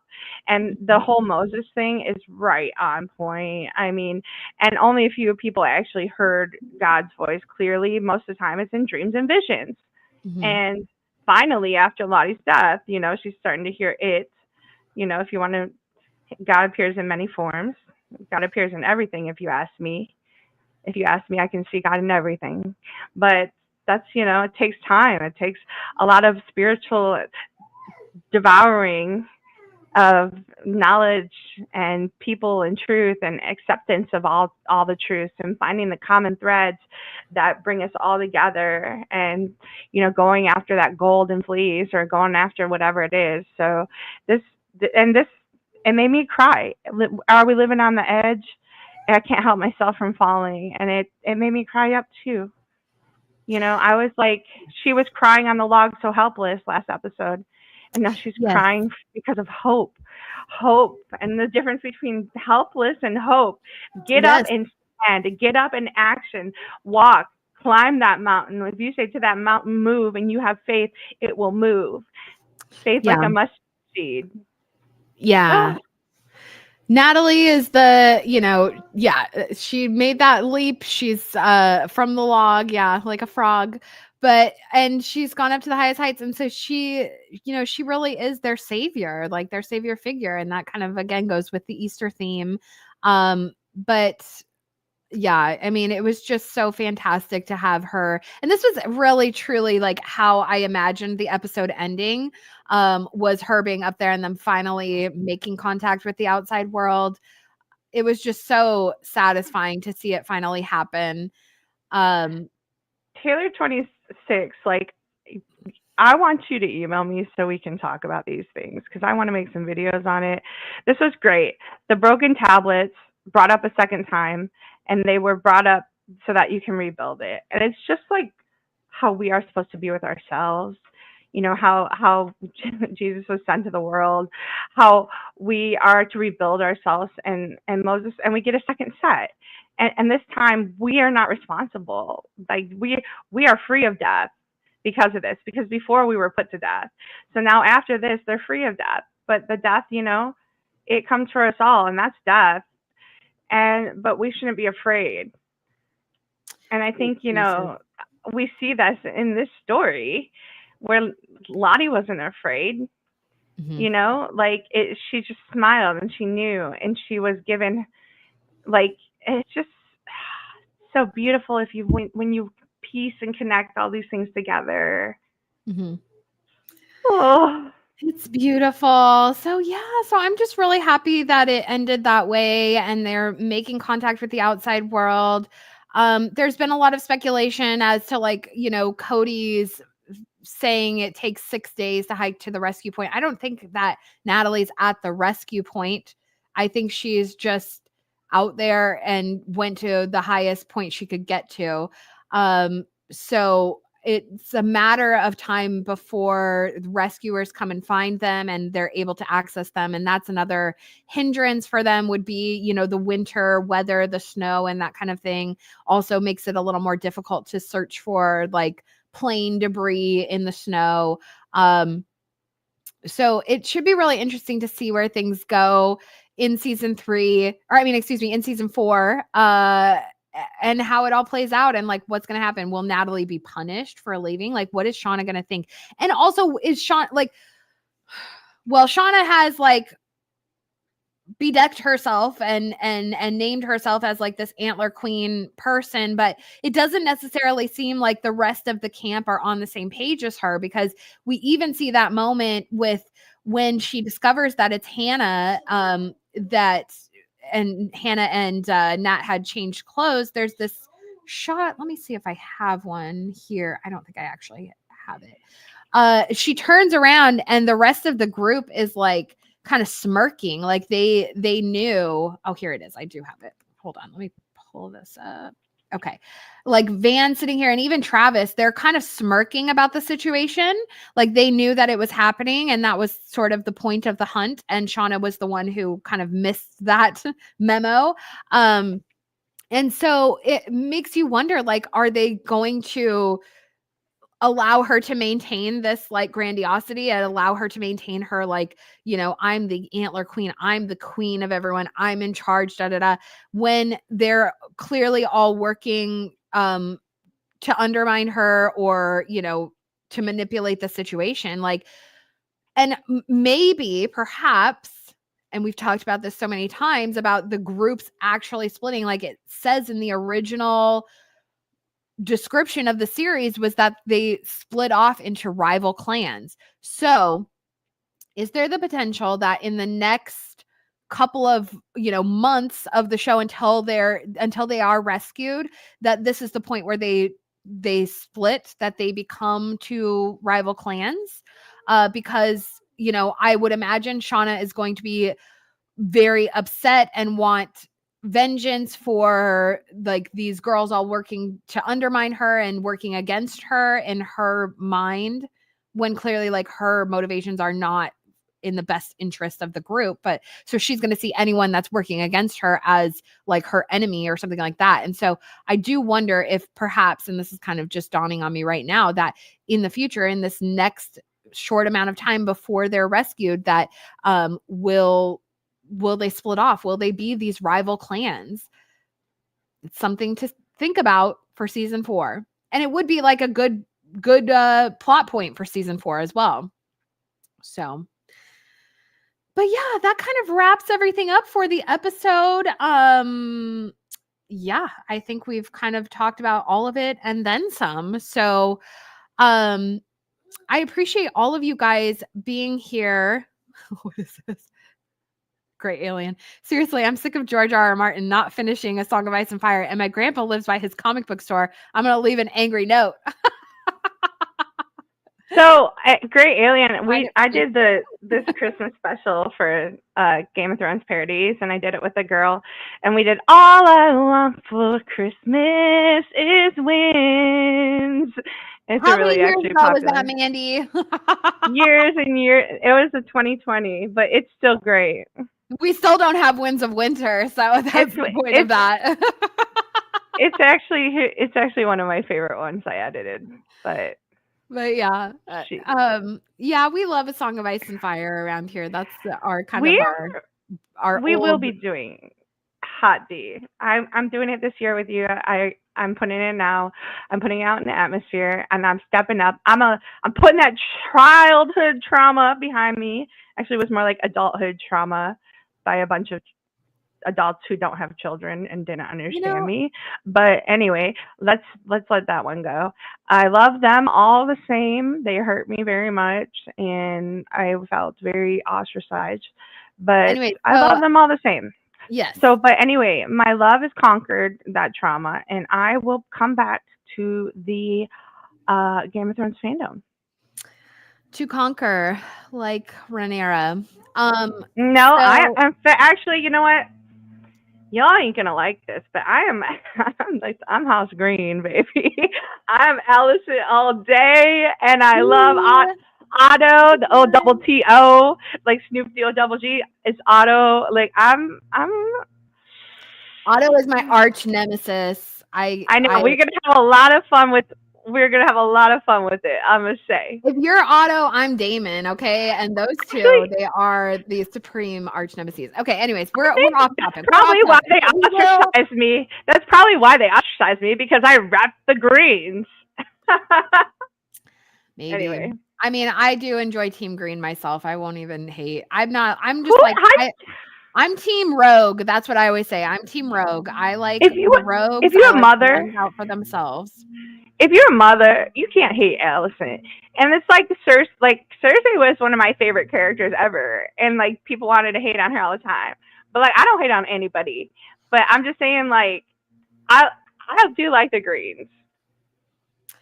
Yeah, they are particularly delicious. So.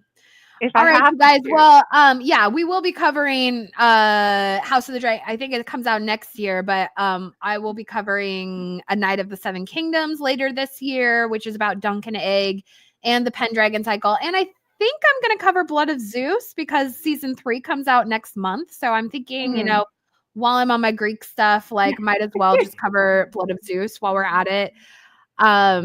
Great comment here. And if you guys have anything else you want me to cover, then drop it in the chat. I'm not going to cover The Last of Us, just FYI. Listen, Gray Alien. Have to waste your typing skills. I'm not going to do it. But Gray Alien, we are besties in the spirit realm, so we are ready. And I love your commentaries. So I want to say, I think we should cover Mayfair Witches. No, but have you seen it? And I'm not looking backwards. I'm only covering for like shows that are currently happening. Those are the shows that I'm currently covering. happening. What are you talking about? It just came out with season 2, and there's going to be a season 3. It's currently happening, and I know that you haven't watched it because if you had watched it, you would want to cover it. And everybody, all y'all fans up in here, you already know. Tell her she's going to love Mayfair Witches. Look. It's the very fact that it's called Mayfair Witches. It's already ruined me because I don't want to watch a show that's called Witches. I want a show that's about witches that's not called Witches. Like it has to be subtle enough. I'm just not really, I don't know. I'm just very particular in like my like interpretation of things. I have to be able to like dissect it in a way that's not presented on a platter for me. It's true. I'm very particular in how I watch my shows. I'm like the most picky person ever for being a person who covers shows. It's really good and it's not subtle. And we love Mayfair Witches. Like it's Aaron, everything you talk about, like every scene, I'm like, this is so Aaron. This is so Aaron. I'll think about it. In fact, I don't even like where Mayfair Witches has gone because it reminds me too much of you and your tangents. So I'm just saying, like, I'm so particular. You know me. I'm just like, I do know you, and I do know that you never listen to me most of the time. But this time you do need to listen to me. All right, I'll think about. I will consider it. You know, I'll consider it because I honestly am not watching any shows right now. My husband's trying to convince me to watch White Lotus, and I'm kind of like, yeah. And I'm like, I'm so particular on the shows I watch. I just don't know. It's good, but you know what's on AMC that's really good is like the Kings of Tulsa with that thing blew me away. That was a good one. White Lotus is amusing. Yes. It's very not like it's not what we would channel on. Yeah. It's not what we would do. It's not our kind of content. Because it has Walton Goggins and I love his little sexy ass. But baby Billy. There will come payday. Need some ass jerky. Jesus. I'm gonna call him. Ain't nobody gonna watch a show about Gene. His name's Jesus. Jericho Baby, or is it just Jericho, Moni? I don't know. Wasn't there a show called Jericho, but Jericho Baby, I haven't heard. I'll have to take a look. Yeah, I don't know. We'll check it. I'll check out some various things. I don't know. It's kind of like after Yellowjackets, I'm like, there's not a lot happening right now. Nothing compares to you. And you know, I like the fantasy. Like, I need like a fantasy element. I need some historical, like mythology things going on. Like, that's just my jam. But a lot of times I just find that in things that like you would least suspect. So it's just kind of whatever strikes my fancy when I see it. You know, it's hard to say what, unless it's in a Song of Ice and Fire thing, then I can predict, yes, I will cover that. If it's an Arthurian thing, yes, I will cover that. But like witchy kind of things, I'm hit or miss because I'm very like particular about my mythology, right? This one gets into some deep lore, witchy stuff with demonology, and it also brings it back like a mix of Interview with the Vampire because they were the same creators, so they brought in some of the new Interview with the Vampire and the character whose name is Felix, by the way, which is the same as the character as my son, but they brought in intermingling characters in between the two shows. Oh, I can't stop hitting the mic. Anyway. God, I wish I would have covered Interview with the Vampire. Let's be so for real. All right, let's do that. Literally, I love Interview with the Vampire. It's so good. AMC Interview with the Vampire is just like, actually, you know who actually loves it even more than myself is the man walking in the house right now. Oh my God. Who actually, he loves them gay fucking vampires. I don't know what it is. He's in the closet and needs to come out, Shauna. It's the Shauna and you bringing him out, okay? Yeah, Interview with the Vampire. I mean, wow. It unsullied me, that's for damn sure. I'm gonna get kicked off of YouTube. All right, you guys.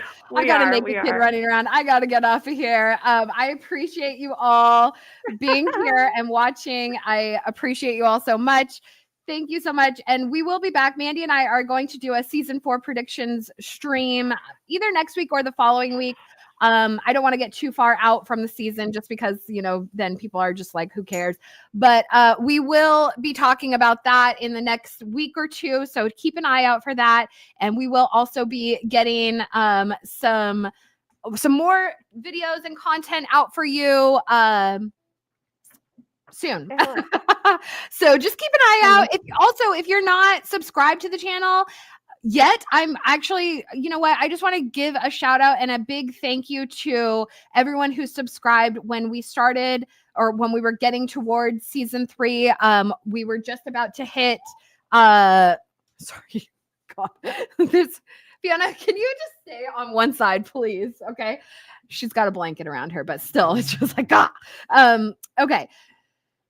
Thank you all who have subscribed to the channel. When we started this, I was trying to get to, I think we were just about to hit 12 or 13,000 subscribers, and now we're at 14.3. So I really appreciate it. My next big milestone is 15,000 subscribers, which is like a very exciting milestone to hit. So if you are not subscribed to the channel quite yet, definitely subscribe to the channel, join the Fae fam. There will be more Yellowjackets stuff that happens, and of course, just other weirdness. And we've already been talking about it, so it's been. I'm a little fatigued right now. I'm under brain fatigue right now, but you know what? We'll be back and firing on all cylinders soon. Let's do. Actually, can we? So, are we doing it next Monday or in 2 Mondays? I think we should all take a break to reflect. So, you want to do 2 Mondays, season 4 predictions, or next? I want to do it next week just so we stay on the ball. Okay. I like doing a live stream every week. I think it's like a good thing. So if it works for you, then it will. If it doesn't work for you, Mandy, then we'll try and work it out for the following week. But there's just a lot going on. But yeah, yes, queen. Whatever my queen desires, she gets. Just because I'm afraid of you, okay? I'm not Shauna. All right, you guys. I love you all. Thank you so much for spending season 3 with Mandy and I, talking about the episodes, talking about all of it, watching all the videos. So I appreciate you guys more than you can know. And we will be back with you soon. And I'll miss you until then. All right, guys. Take care. It's not only Jackie out now, it's Mari out. So Mari out. Van out.